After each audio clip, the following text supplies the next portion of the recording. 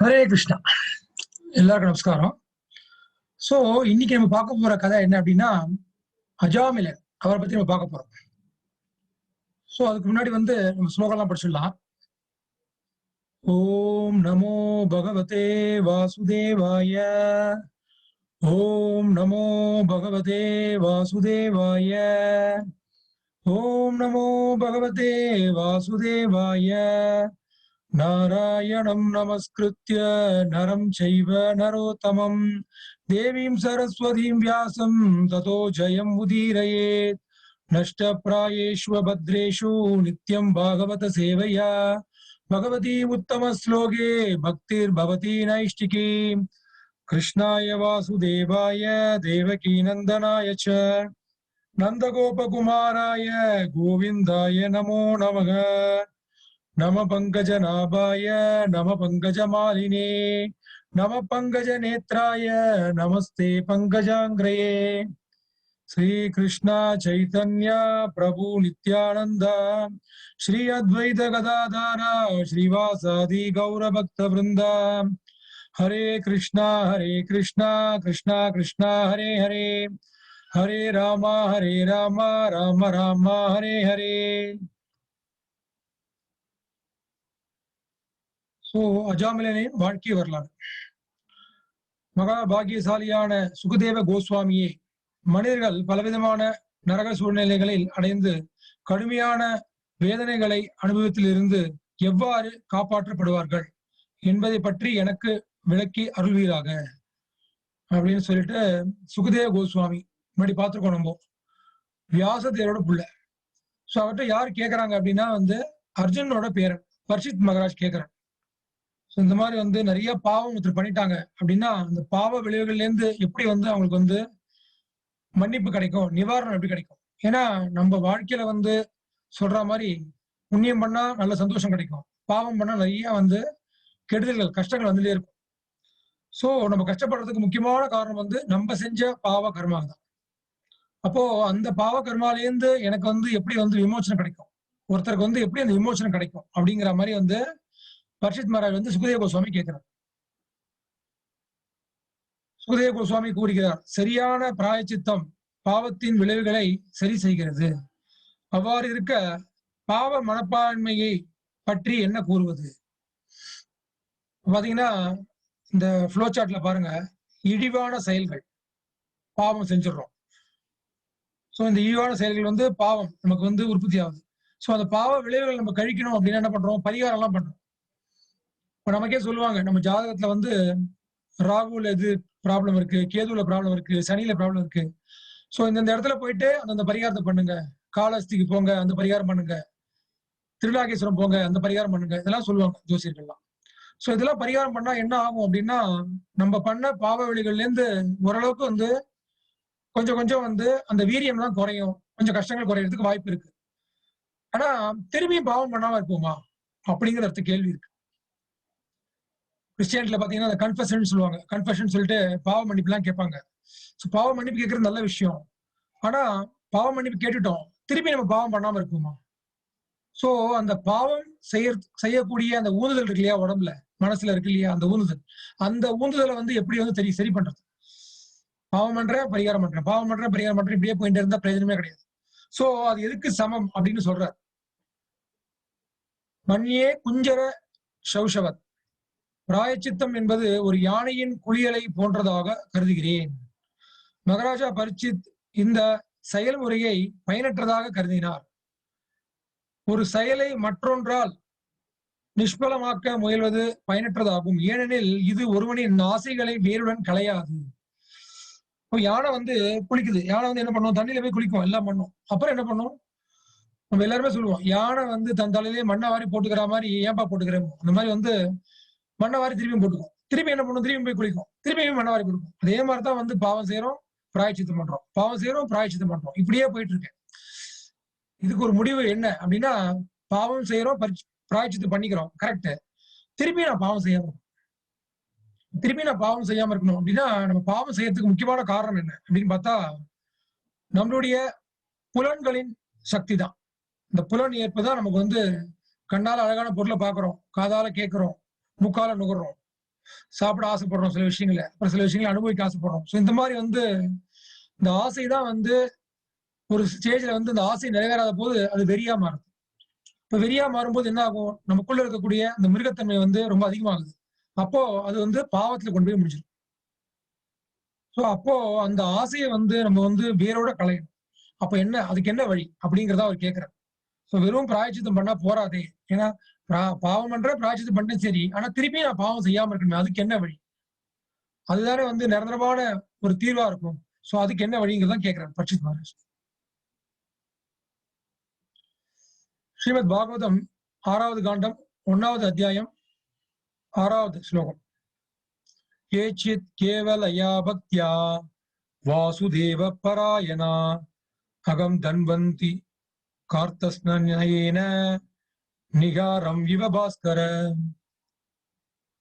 கிருஷ்ணரிடம் முழுமையான தூய பக்தி தொண்டை மேற்கொண்ட மிகவும் அரிதான ஒருவரால் மட்டுமே பாவ விளைவுகள் மீண்டும் உயிர்த்தெழ வாய்ப்பில்லாதபடி அவற்றை வேருடன் பிடுங்கி எறிய முடியும். சூரியன் அதன் கதிர்களால் உடனே பனியை அகற்றுவது போல் பக்தி தொண்டு நிறைவேற்றுவதாலேயே இதை அவரால் செய்து விட முடியும் அப்படின்னு சொல்லி சுகதேவ கோஸ்வாமி சொல்றார். இப்போ பக்தி தொண்டுனால எப்படி பண்ண முடியும்? நான் பாவம் பண்றேன், பரிகாரம் பண்றேன், திருப்பி எனக்கு பாவம் பண்ணணும்னு ஆசை வருது, திருப்பி அனுபவிக்கணுங்கிற ஆசை இருக்கு, மனசுல இருக்கிற ஆசை போலயே. நம்மளே பார்த்தோம்னா இந்த ரீஹாபிலிட்டேஷன் சென்டர் அப்படின்னு சொல்லுவாங்க, மறுவாழ்வு மையம். சில பேர் வந்து குடிக்கு அடிமையா இருப்பாங்க, சில பேர் வந்து போதைக்கு அடிமையா இருப்பாங்க. சோ அதை வந்து கொண்டு போயிட்டு கஷ்டப்பட்டு சரி பண்ணுவாங்க. பட் நிரந்தரமான தீர்வான்னு பாத்தீங்கன்னா இல்ல. கொஞ்ச நாள்ல என்ன ஆகும்னா திருப்பியும் வந்து அந்த ஆசை வந்து திருப்பியும் வரதுக்கு வாய்ப்பு இருக்கு நிறைய கேஸ்ல. சில கேஸ் தான் மீண்டு வராங்களே தவிர நிறைய கேஸ் பாத்தீங்கன்னா திருப்பியும் வந்து குடிக்கணும் ஆசை வரும், அப்புறம் போதைப் பொருள் அனுபவிக்கணும்னு ஆசை வரும். அந்த மாதிரி ஆசைகள், அந்த மாதிரி எல்லா ஆசைகளுமே, இந்த காம இச்சையா இருக்கட்டும், வேற எந்த இச்சையா இருக்கட்டும், எல்லாமே வந்து திரும்பி வந்து அந்த ஆசைகள் வருது. அப்போ அந்த ஆசைகளை வேரோட எரியணும் அப்படின்னு அர்த்தம். அந்த ஆசையை வந்து அடக்க முடியாது, ஆசைப்பட்டுதான் ஆகணும். சோ அந்த ஆசையை எங்க திருப்பணும் அப்படின்னா பகவான் பக்கம் திருப்பணும். அப்போ இந்த ஆசைக்கு முக்கியமான காரணம் நம்மளுடைய புலன்கள். முக்கியமான புலன் வந்து கண்ணு. கண்ணு தான் அழகான பொருளை முதல்ல பார்க்கும். அதுக்கப்புறம் வந்து அதை அனுபவிக்கணுங்கிற ஆசை வந்து மனசுல உதயமாகும்.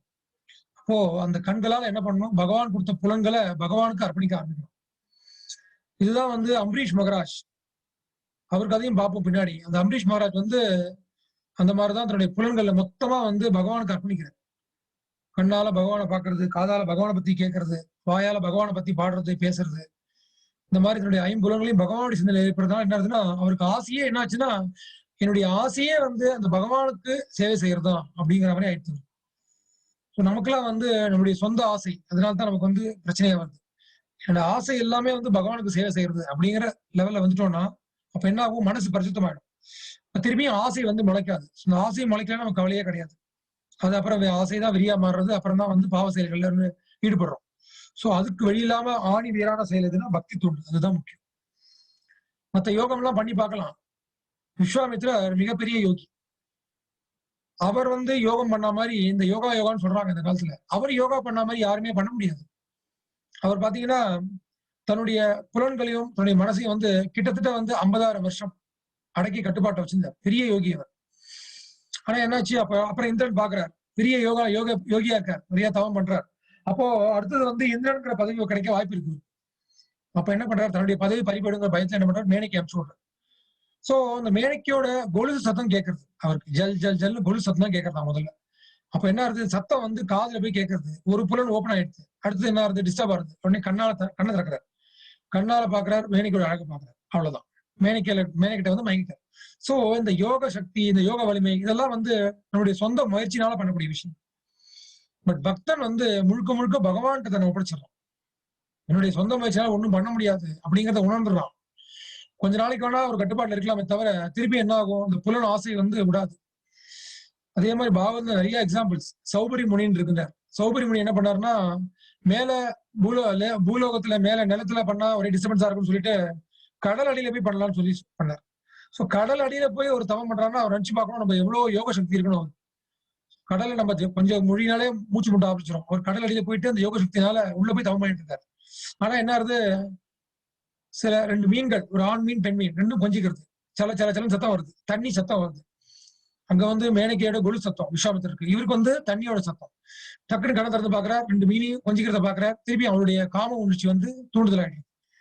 சோ அதுக்கப்புறம் வந்து என்ன ஆகுது, அந்த கடலை விட்டு மேலே வர மேல வந்துட்டு திருப்பி வந்து தன்னுடைய யோக சக்தியால இளமையாக்கிக்கிறார். தன்னை இளமையாக்கி அழகாக்கிடுறார். ஆக்கிட்டு நிறைய பெண்களை கல்யாணம் பண்ணிட்டு அதுல இறங்கிடுறார். சம்சாரத்துல திருப்பி மாட்டிக்கிறார். அந்த மாதிரி வந்து யோகமா இருக்கட்டும், வேற எந்த முறையா இருக்கட்டும், எவ்வளவோ முறைகள் பகவான் சொல்றார்.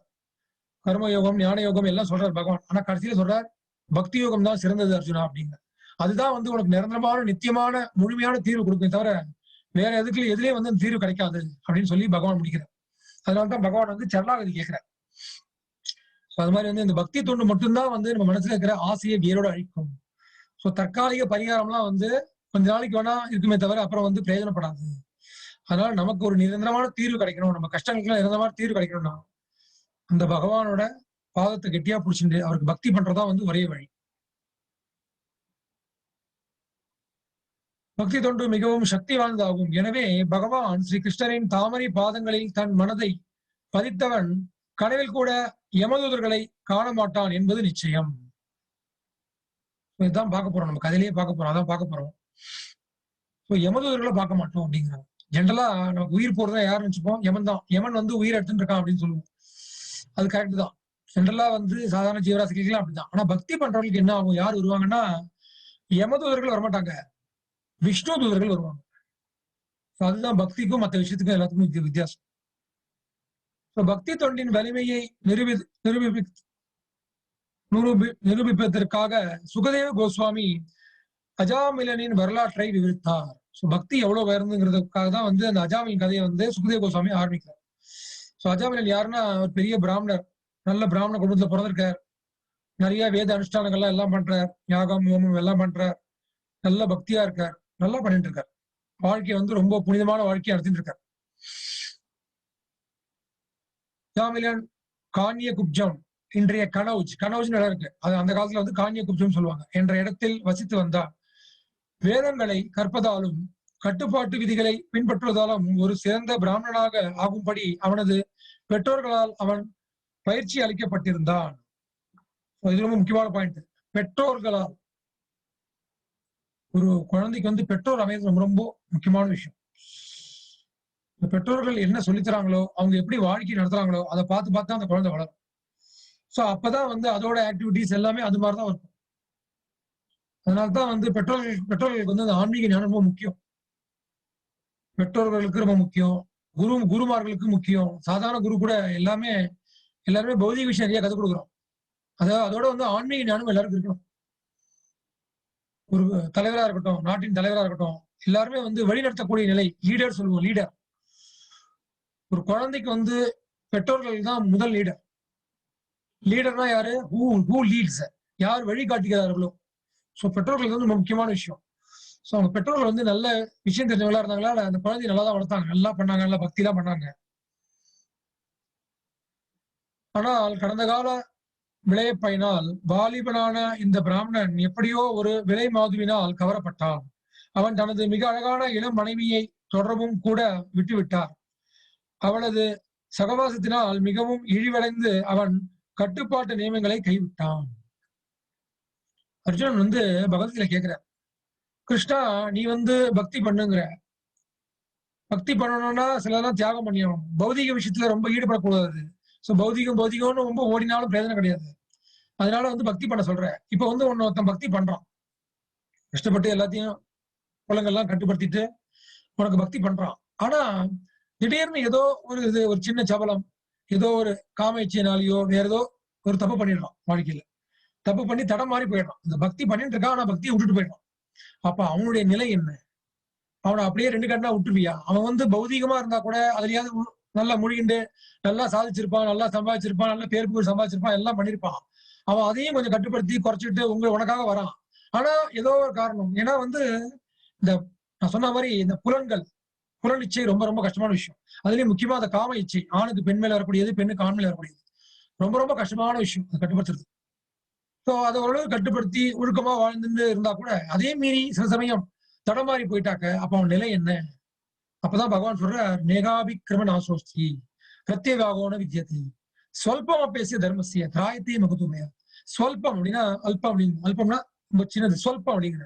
கொஞ்சம் மொத்த பக்தி பண்ணிட்டா கூட அர்ஜுனா அந்த பக்தி அவனை கைவிடாதுங்கிற. அப்ப அந்த பக்தியோட பலன் என்ன ஆகும்னா அவனுக்கு மனுஷ பிறவி கேரண்டிங்கிறது பகவான். அவன் கொஞ்சம் பக்தி பண்ணினாலும் அடுத்த பிறவில கண்டிப்பா மனிதனாக பிறப்பான். ஏன்னா மனுஷனாக பிறக்கிறதே ரொம்ப ரொம்ப அரிதான விஷயம். அவை சொல்லுவாங்க அரிதிலும் அரிது மானிடனாய் பிறப்பது அரிதும்பாங்க. ஏன்னா எவ்வளவோ பிறவிகள் இருக்கு. மிருகமா பிறக்கலாம், நம்மளே பாக்குறோம். ஜலஜா நவரக்ஷாணி ஸ்தாவர லட்சுமி வம்சத்தி சிவபெருமான் சொல்றார். நீர்வாழியா பிறக்கலாம், மரமா பிறக்கலாம், எவ்வளவோ விஷயங்கள் இருக்கு. இதெல்லாம் மீறி மனுஷ பிறவி கிடைக்கிறது ரொம்ப ரொம்ப அரிதான விஷயம். ஏன் அரிதான விஷயம்னா அந்த மனுஷ பிறவில மட்டும்தான் நான் யார், என்னை படைத்தவன் யார் அப்படிங்கிற விஷயத்தை புரிஞ்சுக்க முடியும். அதுக்குதான் மனுஷ பிறவி வந்து உயர்ந்த விஷயம்.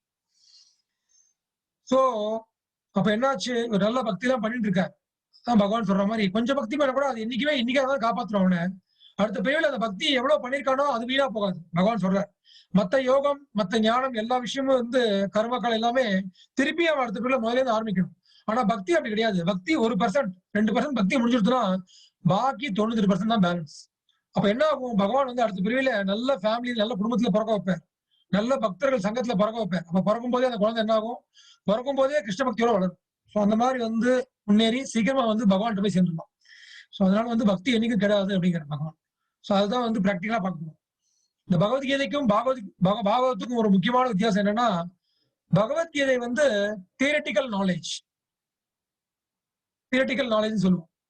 சோ பகவத்கீதையில வந்து செயல்முறை அந்த விளக்கெல்லாம் இருக்காது.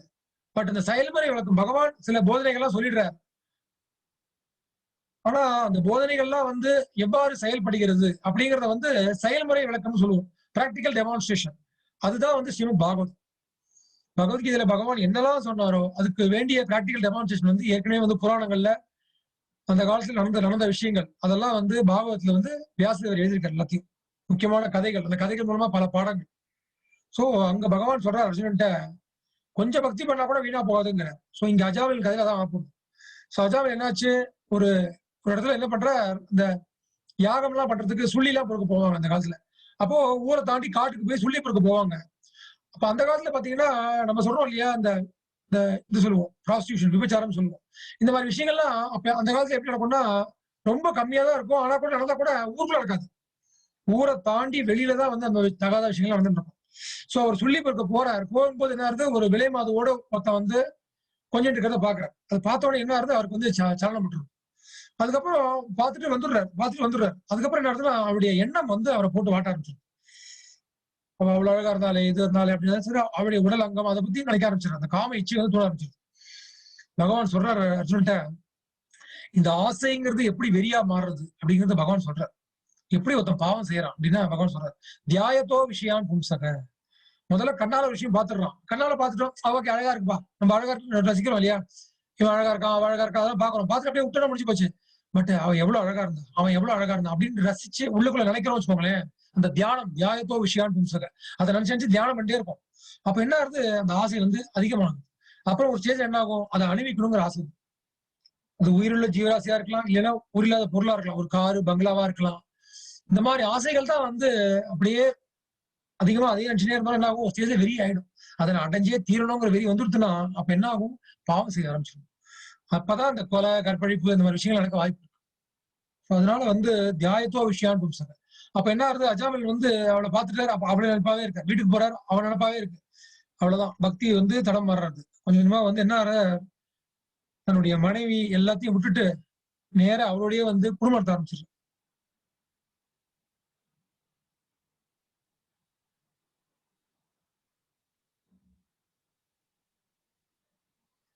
இழிவடைந்த பிராமணனான இந்த அஜாமிலன் மற்றவர்களை கைது செய்து சூதாட்டத்தில் அவர்களை ஏமாற்றியும் அல்லது நேரடியாக அவர்களை கொள்ளையடித்தும் அவர்களுக்கு தொல்லை கொடுத்தும் வந்தான். அந்த விலை மாதுவின் மூலமாக அஜாமிலன் 10 மகன்களை பெற்றான். கடைசி மகன் நாராயணா என்று அழைக்கப்பட்டான். என்னாச்சு, அஜாமில் வந்து நிறைய தப்பு பண்ண ஆரம்பிச்சார். என்னாச்சு, விலை மாதுட்ட பேர் நல்ல அழகான மனைவி இருக்காங்க, வீட்டுல அப்பா அம்மா இருக்காங்க, நல்ல பக்தி பண்ணியிருந்தார். ஆனா என்னாச்சு, அந்த காம இச்சை ஒண்ணும் பண்ண முடியல, வெளில வந்துட்டார். குடும்பத்தை விட்டார், எல்லாரையும் விட்டுட்டார். இவளுக்கே வந்து தன் வாழ்க்கையை அர்ப்பணிக்க ஆரம்பிச்சிட்டார். அப்போ இவ வந்து என்ன பண்றா, விலைவாதி என்ன பண்றா, அவ திருப்தியாக மாட்டா. இன்னும் பணம் கொண்டு வா, இன்னும் பணம் கொண்டு வா, இல்லைன்னா நான் உன்னை விட்டு போயிடுறேன் அப்படிங்கிற மாதிரி அவ சொல்ல ஆரம்பிச்சிடறான். நிறைய பணம் கொண்டு வா, பணம் கொண்டு வான்னு இவர் என்ன பண்றதுன்னு தெரியல. அப்ப என்ன பண்றாரு, முதல்ல எங்கெங்கயோ போய் பிச்சை கேட்க ஆரம்பிக்கிறார். அப்புறம் ஒரு ஸ்டேஜ்ல வந்து கொள்ளை அடிக்க ஆரம்பிச்சிடுறாரு. அப்புறம் வந்து செய்யக்கூடாத விஷயங்கள் எல்லாம் செய்ய ஆரம்பிக்கிறார். சூதாடுறது, அப்புறம் கொலை செய்வது அளவுக்கு போயிடுறாரு. சில பேரை கொன்னு அந்த பணத்தை கொண்டு காலில் கொட்டுறார். இந்த மாதிரியே வாழ்க்கை நடத்துறார். அவள்கிட்ட குழந்தையும் பெத்துக்க ஆரம்பிச்சிடுறாரு. 10 மகன்களை பெத்துக்கிறார். அப்போ இதுல அவருக்கு கிடைச்ச ஒரு பாக்கியம் என்னன்னா, இந்த கடைசி குழந்தைக்கு வந்து தெரிஞ்சோ தெரியாமலோ நாராயணாங்கிற பேரை வந்து கொடுத்துடுறாரு. இந்த பேரை ஏன் கொடுத்தாரு அப்படின்னா, முன்னாடி அவர் கொஞ்சம் பக்தி பண்ணார் இல்லையா, அந்த பக்தி தான் வந்து அவருக்கு வந்து தூண்டுறது. இந்த குழந்தைக்கு வந்து நாராயணாங்கிற பேரை சூட்டணும் அப்படின்ட்டு. இதுல இன்னும் டீடைலா போனோம்னா, ஆக்சுவலா அவர் வீட்டுக்கு வந்து ஒரு முனிவர் வரார். பகவானுடைய ஏற்பாட்டுல ஒரு முனிவர் அவங்க வீட்டுக்கு வரார். வந்துட்டு அஜாமிலனை பார்க்கணுங்கிற மாதிரி வந்துட்டு அந்த வீட்டுக்கு வந்துட்டு ஒரு யாசகம் மாதிரி வரார். வந்துட்டு என்ன பண்றார், அவர் விலை மாதிரி இருக்கா, அந்த குழந்தை இருக்கு. அந்த குழந்தைக்கு சின்ன குழந்தையா இருக்கு. சோ அந்த அவர் சொல்றார், இந்த குழந்தை வந்து குழந்தைக்கு பேர் வச்சிட்டீங்களான்னு கேட்கிறார். இல்லங்கிறாங்க அந்த அம்மா. அப்ப அவர் சொல்றார், இந்த குழந்தைக்கு நாராயணன் பேர் வச்சுக்கோங்கம்மா அப்படிங்கிற. சோ அதுக்கு முன்னாடி இந்த குழந்தைக்கு வேற ஏதோ பேர் கூப்பிட்டுருக்காங்க போட்டிருக்கு. அந்த குழந்தை வந்து அந்த பேர் வேணா நாராயணன் கூப்பிடுமான்னு சொல்றாரு. அப்புறம் அஜாமில் இது கேள்விப்படுறாரு, இந்த மாதிரி நாராயணன் ஒருத்தர் பேர் வச்சு போயிருக்காரு அப்படின்னு சொல்லி அந்த அந்த நாராயணன்கிற பேர் வந்து குழந்தைக்கு சூட்டப்படுறது. இதெல்லாம் வந்து முன்னாடி அஜாமிலன் செய்த அந்த கொஞ்சம் பக்தி தொண்டுதான் வந்து அந்த குழந்தைக்கு நாராயணாங்கிற பேரை வந்து வைக்கிறதுக்காக ஒரு தூண்டுதல், ஒரு ஏற்பாடு நடக்கிறது. அதனால்தான் நம்ம சொல்லுவோம், குழந்தைகளுக்கு எல்லாம் வந்து பகவான் பேர் இருக்கணும். இந்த காலத்துல என்னமோ பேர்லாம் வைக்கிறாங்க, ஃபேஷனா வச்சுக்கிறாங்க. இதெல்லாம் வந்து பிரயோஜனப்படாது. குழந்தைகளுக்கு அட்லீஸ்ட் நாராயணா வாடா, நாராயணா போடா, பரவாயில்ல. நாராயணா திட்டுவோம், குழந்தை தப்புனா திட்டுவோம், பரவாயில்ல. ஆனா அந்த நாராயணாங்கிற பேர் இருக்கு பாத்தீங்களா, அது வந்து இந்த பகவானுடைய பேர். கோவிந்தா, மாதவா, கிருஷ்ணா, ராமா, ஜெயராமா, ஸ்ரீராமன் வச்சோம்னா அது வந்து அவ்வளவு முக்கியமா, ரொம்ப நமக்கு வந்து பகவான் நாமத்தை ஜெபம் பண்ண பின்னாடி பார்க்க போறோம். பகவான் நாமத்தை அலட்சியமா சொன்னாலும் சரி, கேலியா சொன்னாலும் சரி, ஸ்ரத்தையா சொன்னாலும் சரி, அது வந்து பண்ண பாவத்தெல்லாம் கரைச்சிடும். அஜாமிலனின் மரணத்தின் போது யமதூதர்கள் அவனை எடுத்துச் செல்ல வந்தனர். பயத்தினால் அஜாமிலன் நாராயணா என்ற நாமத்தை உரைத்தான்.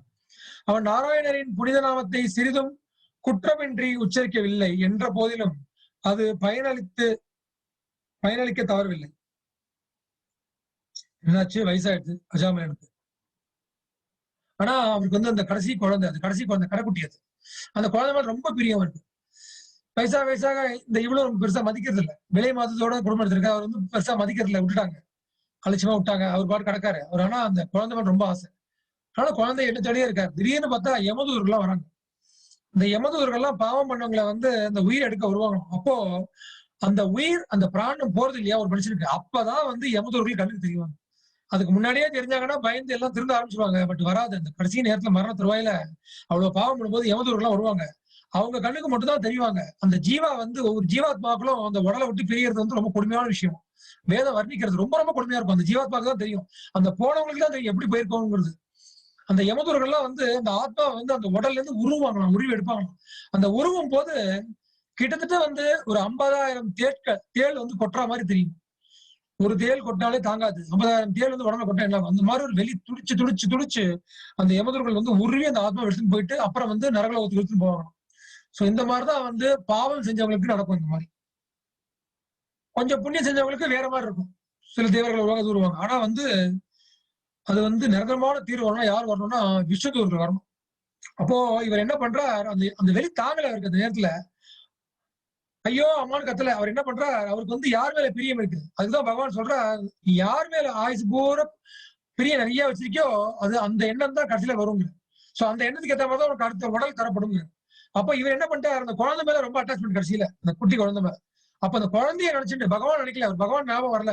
அந்த குழந்தைய நினைச்சுட்டு நாராயணா அப்படின்னு கத்துறாரு. கத்தில க்ஷணம் மாத்திரம் என்ன ஆகுதுன்னா, அங்கேருந்து 4 பேர் வந்துடுறாங்க. யமதூதர்கள் 3 பேர் வந்திருக்காங்க. அங்கேருந்து 4 பேர் வராங்க. யாருன்னு பார்த்தா விஷ்ணுதூதர்கள். ரொம்ப அழகான விஷ்ணுதூதர்கள் வந்துடுறாங்க. 4 பேர் வந்துடுறாங்க. இவங்க 3 பேர் 4 பேர். அப்ப 2 பேருக்கும் சண்டை நடக்கிறது, வாக்கா நடக்கிறது. அப்ப அவங்க எல்லாம் சொல்றாங்க, அஜாமிலன் செய்யாத பாவம் எதுவும் கிடையாது. அதனால நாங்க இவரை இழுத்துன்னு போறோம்ன்றாங்க. அப்ப விஷ்ணு தூதர்கள் சொல்றாங்க, எவ்வளவோ பாவம் செஞ்சிருக்கலாம். ஆனா கடைசியில நாராயணாங்கிற பேர் வந்துருச்சு. அதனால இனிமே வந்து அவங்க உங்க கட்டுப்பாட்டுல வரமாட்டார். அதனால நாங்க எடுத்துட்டு போறோம், நாங்க பாத்துக்கிறோம் அப்படிங்கிறாங்க. சோ வாக்குவாதம் நடக்கிறது. விஷ்ணுதூர்களுக்கும் இவங்களுக்கும் நடக்கிறது. முடியுமா? விஷ்ணுதூர்கள்ட்ட என்ன முடியும்? ஒண்ணும் முடியாது. சோ தோத்து ஓடி போயிடுறாங்க. யமதூர்கள் ஓடி போயிடுறாங்க. ஒண்ணும் பண்ண முடியல.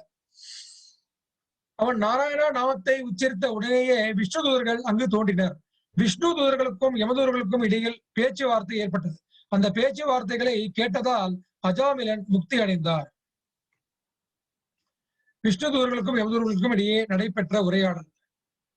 யமதூதர்கள் அந்த தாசியின் கணவனான அஜாமிலனுடைய ஆத்மாவை அவனுடைய இதயத்தில் இருந்துள்ள வெளியே இழுத்து கொண்டிருந்தனர். ஆனால் கம்பீரமான குரல்களால் விஷ்ணு தூதர்கள் அவர்களை தடுத்து நிறுத்தினர். விஷ்ணு தூதர்கள் கூறினர், நீங்கள் எல்லோரும் உண்மையிலேயே யமராஜனின் சேவகர்கள் தான் என்றால் தர்மத்தின் பொருளையும் அதர்மத்தின் அடையாளங்களையும் எங்களுக்கு நீங்கள் விளக்க வேண்டும். விஷ்ணு தூதர்கள்லாம் கேட்கிறாங்க, உங்களுக்கு தர்மம்னா என்ன, அதர்மம் என்னன்னு தெரியுமா, எங்களுக்கு விளக்கம் சொல்லுங்க அப்படின்னு சொல்லி விஷ்ணு தூதர்கள் வந்து யமதூதர்களை பார்த்து கேட்கிறாங்க. யமதூதர்கள் கூறினர், வேத பிரணீஹிதோ தர்மோ ஹி அதர்ம தத் விபர்யய வேதோ நாராயண சாட்சாத் ஸ்வயம்பூரிதி கஸ்ரூபம. யமதூதர்கள் பதிலளித்தனர், வேதங்களில் விதிக்கப்பட்டு இருப்பது தர்மமாகும், அதற்கு புறம்பானது அதர்மமாகும். வேதங்கள் சுயமாக தோன்றியவை என்றும் அவை நேரடியாக பரமபுருஷரான நாராயணரே என்றும் ஹேமராஜனிடம் இருந்து நாங்கள் கேள்விப்பட்டிருக்கிறோம் அப்படின்னு அவங்க சொல்றாங்க. அவங்க என்ன சொல்றாங்க, வேதங்கள்ல என்னெல்லாம் கொடுக்கப்பட்டிருக்கோ அதெல்லாம் தான் தர்மம், அதை மாறி அது மீறி ஏதாவது செஞ்சோம்னா, வேதங்கள் எதெல்லாம் செய்யக்கூடாது சொல்லப்பட்டிருக்கோ அதெல்லாம் செஞ்சோம்னா அதெல்லாம் அதர்மம் அப்படின்னு சொல்றாங்க. சோ வேதங்கள் வந்து பகவானுடைய அம்சம், பகவான்கிட்ட தான் தோன்றியது அப்படின்னு நான் வந்து கேள்விப்பட்டிருக்கோம், எங்க எங்க யமராஜன் சொல்லியிருக்கார் அப்படின்னு சொல்லி அவங்க சொல்றாங்க. இப்பிறவியில் ஒருவன் செய்யும் தர்ம செயல்கள் அல்லது அதர்ம செயல்களின் விதிக்கு ஏற்ப அடுத்த பிறவியில் அவன் தனது கர்ம பலனால் இன்பத்தையோ அல்லது துன்பத்தையோ அனுபவிக்கிறான். நம்ம சொல்ற மாதிரி புண்ணியம் பண்ணா சந்தோஷம் கிடைக்கும், பாவம் பண்ணா கஷ்டங்க வரும். அவன் ஒரு பட்டுப்பூச்சியை போன்றவன் ஆவான். அது தன் சொந்த உமிழ் நீரை கொண்டு தன்னை சுற்றி ஒரு கூட்டை நெய்து வெளியே வருவதற்கு சாத்தியம் இல்லாதபடி உள்ளே அடையப்பட்டு கிடைக்கிறது. சோ என்ன சொல்ற, ஒரு ஜீவாத்மாவும் வந்து ஒரு பட்டுப்பூச்சி மாதிரி. பட்டுப்பூச்சி என்ன பண்ணும்னா அதோட உமிழ் நீர், அதோட எச்சல் வச்சுதான் வந்து அந்த கூடையை கட்டிக்கும். கூடை சுத்தி சுத்தி கட்டிட்டு கடைசியில பாத்தீங்கன்னா அதால ஒரு ஸ்டேஜுக்கு மேல வெளியே வர முடியாது, உள்ளே துடிச்சிட்டு இருக்கும்.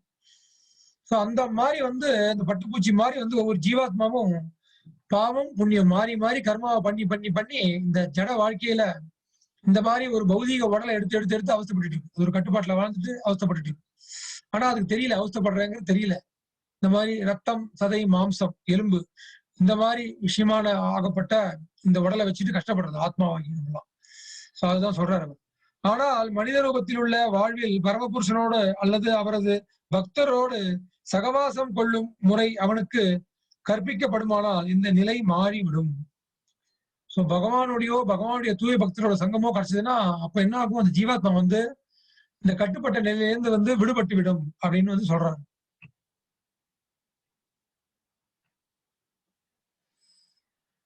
வாழ்க்கையில் தெரிஞ்சுக்க வேண்டிய பாடம் என்னன்னா, ஒவ்வொருவரும் தனது சொந்த வாழ்க்கைக்கு தாம் தான் பொறுப்பு என்பதை நாம் நினைவில் கொள்ள வேண்டும். ஒரு தனிப்பட்ட நபர் கிருஷ்ணரின் தூய பக்தராக மாறினால் அவர் பிறப்பு மற்றும் இறப்பு என்னும் கடலில் இருந்து விடுபடுவார். சோ நான் சொல்ற மாதிரி கஷ்டம் அப்படின்னா அர்த்தங்களை பழி போட்டு பேசணும் கிடையாது. இன்பம்னாலும் சரி கஷ்டம்னாலும் சரி பகவான் சொல்ற முக்கியமான காரணம் நீதான். நீ செஞ்ச பாவத்துக்கு கஷ்டத்தை அனுப்பிக்கிற, நீ செஞ்ச புண்ணியத்துக்கு சந்தோஷத்தை அனுப்பிக்கிற. சோ இதுல வந்து அடுத்தவங்க மேல பழிய போட்டுக்காது. உனக்கு நல்லது நடந்தா நீதான் சொல்லிக்கிற, கெடுதல் இருந்தா எல்லாரும் மேலேயும் பழி போடணும். சோ அந்த மாதிரி வந்து சொல்லக்கூடாது. ஆக்சுவலா அது உண்மை இல்லை. அப்புறம் இன்னொரு விஷயம் என்ன புரிஞ்சுக்கணும்னா, கிருஷ்ண பக்தராக மாறினால், கிருஷ்ண பக்தியா மாறினா என்ன ஆகும், பிறப்பு இறப்பு என்னும் கடலில் இருந்து விடுபட வேண்டும். சோ இந்த சம்சார சக்கரத்துல இருந்து இந்த தற்காலிக வாழ்க்கை எதுவுமே நிரந்தரமில்லாத ஒரு வாழ்க்கையில இருந்து நம்ம விடுபடணும் நிரந்தரமா அப்படின்னு நினைச்சோம்னா கிருஷ்ண பக்தி தான் ஒரே வழி. அஜாமிலன் விஷ்ணு தூதர்களால் விடுவிக்கப்படுதல். விஷ்ணு தூதர்கள் கூறினார்கள், விஷ்ணுவின் புனித நாமத்தை ஜெபிப்பதான் தங்கம் முதலான விலை உயர்ந்த பொருட்களை திருடுபவனுக்கும் குடிகாரனுக்கும் ஒரு நண்பன் அல்லது உறவினருக்கு துரோகம் செய்பவனுக்கும் பிராமணனை கொன்றவனுக்கும் பிராயச்சித்தம் செய்வதற்கான சிறந்த செயல்முறையாகும். பெண்களை அரசரை அல்லது அவரது தந்தையை கொலை செய்பவனுக்கும் பசுக்களை கொன்றவனுக்கும் மற்றெல்லா பாவ ஆத்மாக்களுக்கும் மிகச்சிறந்த பிராயச்சித்த முறையாகும். தர்ம சாஸ்திரங்களின் நியமங்களை பின்பற்றுவதால் மிகவும் கொடிய பாவங்களில் விளைவிலிருந்து கூட ஒருவனால் விடுபட முடியும் என்றாலும் பகவானுக்கு பக்தி தொன்றாற்றும் உன்னத நிலைக்கு இது ஒரு பாவியை உயர்த்தாது. என்ன சொல்றாங்க? பெரிய பெரிய பாவம்லாம் சொல்றாங்க. அப்பாவை கொள்றது, அம்மாவை கொள்றது, குருவை கொள்றது, பிராமணனை கொள்றதுங்கிற மாதிரி பெரிய பெரிய பாவங்கள்லாம் பண்றாங்க சில பேர்.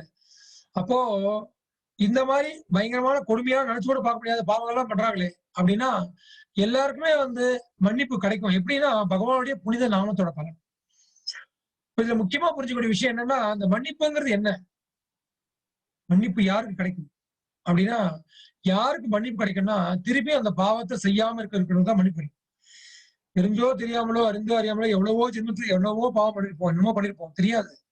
பட் பகவான்கிட்ட கதறி அழுது மனசார மன்னிப்பு கேட்டு அந்த பகவான் நாமத்தை ஜெபம் பண்ணோம்னா கண்டிப்பா எல்லா பாவங்களுக்கும் மன்னிப்பு உண்டு.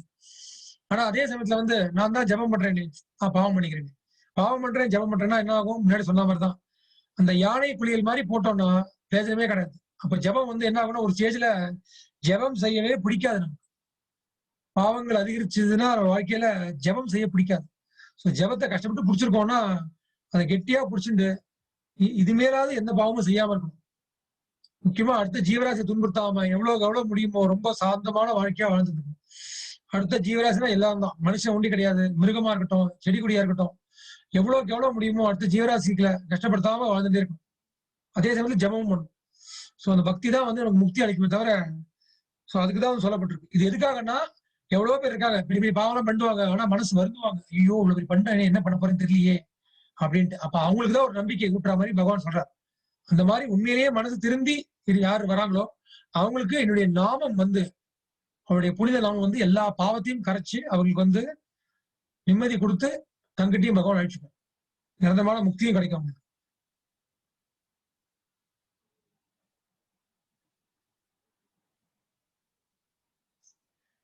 பிறக்கும் பொழுது இந்த அஜாமிலன் பகவான் நாராயணரின் புனித நாமத்தை கதியற்ற நிலையில் உறக்க ஜெபித்தான்.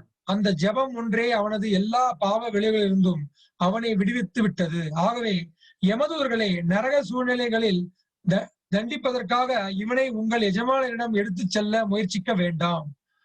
நெருப்பு எவ்வாறு காய்ந்த சரிவுகளை எரித்து சாம்பலாக்கிறதோ அவ்வாறே அறிந்தோ அறியாமலோ ஜெபிக்கப்படும் பகவான் புனித நாமம் கூட ஒருவனுடைய எல்லா பாவ விளைவுகளையும் எரித்து சாம்பலாக்கி விடுகிறது. என்ன சொல்றார்? சாகர் நேரத்துல தெரிஞ்சோ தெரியாமலோ அவன் குழந்தைய நினைச்சானோ பிள்ளைய நினைச்சானோ யாரும் நினைச்சாலும் தெரியாது, ஆனா நாராயணன் சொல்லிட்டார். சோ அந்த நாராயணங்கிற வார்த்தை அவரை காப்பாற்றணும். சோ இனிமே நீங்க யமலோகத்துக்கு உங்க யமபுரிக்கு எடுத்துட்டு போக முடியாது அப்படின்னு சொல்லி எச்சரிக்கிறாங்க. அப்புறம் சொல்றாங்க, அது எக்ஸாம்பிள் சொல்றாங்க. நெருப்பு எப்படி, இப்போ நெருப்பு ஒருத்தர் கொளுத்தி போடுறாங்க, ஒருத்தர் தெரிஞ்சு கொளுத்தி போடுறாங்கன்னா எரியுது. ஒரு குழந்தை தெரியாம ஒரு நெருப்பு கொளுத்தி போடுதுன்னா அப்போ நெருப்பு எரியதான் செய்யும். அது மாதிரி தெரிஞ்சோ தெரியாமலோ அறிந்தோ அறியாமலோ இப்போ ஜெபம் பகவான் நாமத்தை ஜெபம் பண்ணோம்னா அது நம்மளுடைய பாவ விளைவுகளை பாவத்தை எரித்து சாம்பலாக்கி. இதுக்கு இன்னொரு எக்ஸாம்பிள் சொல்றாங்க ஆச்சாரியர்கள்லாம். மருந்துக்கும் சொல்றாங்க. ஒரு மருந்து சாப்பிட்டா எப்படி வியாதி குணமாகுது. சில பேர் அந்த மருந்துக்குள்ள என்ன இருக்குன்னு தெரிஞ்சு சாப்பிடுவாங்க, சில பேருக்கு தெரியாது. டாக்டர் கொடுத்தாரு சாப்பிடுறேன், என்ன இருக்குன்னு தெரியாது, சாப்பிட்டாங்கன்னா முடிஞ்சு போச்சு. அது என்ன இருக்கு எதுக்குன்னு தெரிஞ்சாலும் தெரியலனாலும் அந்த மருந்து வேலை செய்யும், அந்த வியாதியை குணப்படுத்தும். அதே மாதிரிதான் பகவான் நாம் தெரிஞ்சோ தெரியாமலோ சொன்னா கூட, நான் சொன்ன மாதிரி பசங்களுக்கு பேர் வச்சு கிருஷ்ணா, ராமா, கோவிந்தா, ஸ்ரீராமா, ஜெயராமா, நாராயணா, மாதவா, கேசவான்னு வச்சோம்னா கண்டிப்பா அது பெரிய பலன் போகணும். முக்கியமான ஸ்லோகம். இதை முடிஞ்சா ஸ்கிரீன்ஷாட் எடுத்துக்கோங்க எல்லாருமே. இந்த ஸ்லோகத்தை நம்ம மக்கப் பண்ணலாம். முக்கியமான ஸ்லோகம். சொல்றாங்க பாருங்க. சாங்கேத்தியம் பாரிஹாஸ்யம் வா ஸ்தோபம் ஹேளனம் ஏவ வா வைகுண்ட நாம கிரகணம் அசேஷாக ஹரம் விதுகு.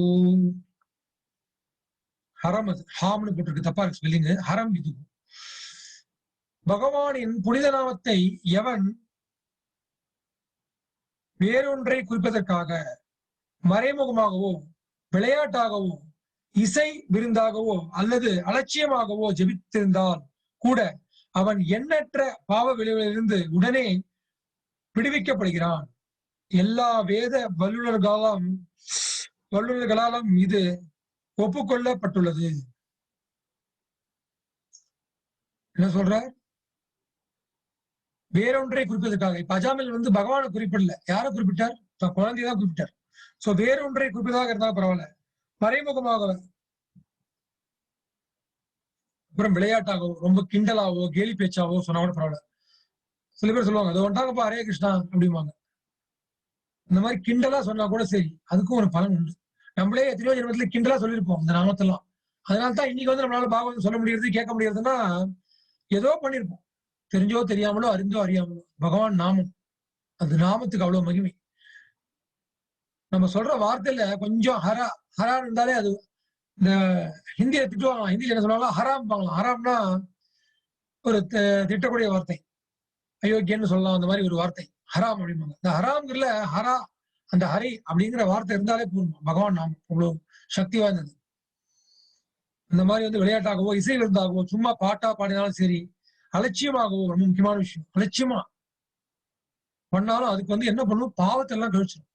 அப்ப ஸ்ரத்தையா பண்ணா என்ன ஆகும்? அலட்சியமா பண்ணாலே பாவத்தெல்லாம் கழிச்சிடுது. அப்ப ஸ்ரத்தையா ரொம்ப கவனத்தோட நம்ம பகவான் நாம ஜெபம் பண்ண ஆகும். கிருஷ்ண பிரேமையை கொடுத்துரும். முக்தியை கொடுத்துரும். கோலோக விருந்தாவனத்துக்கே போய் சேர்ந்துரும். எழுத்தும் விடும். அதனால தான் வந்து சுத்த நாமம் சொல்லணும். இப்ப அதான் அஜாமில் வந்து சுத்த நாமம் சொல்லல.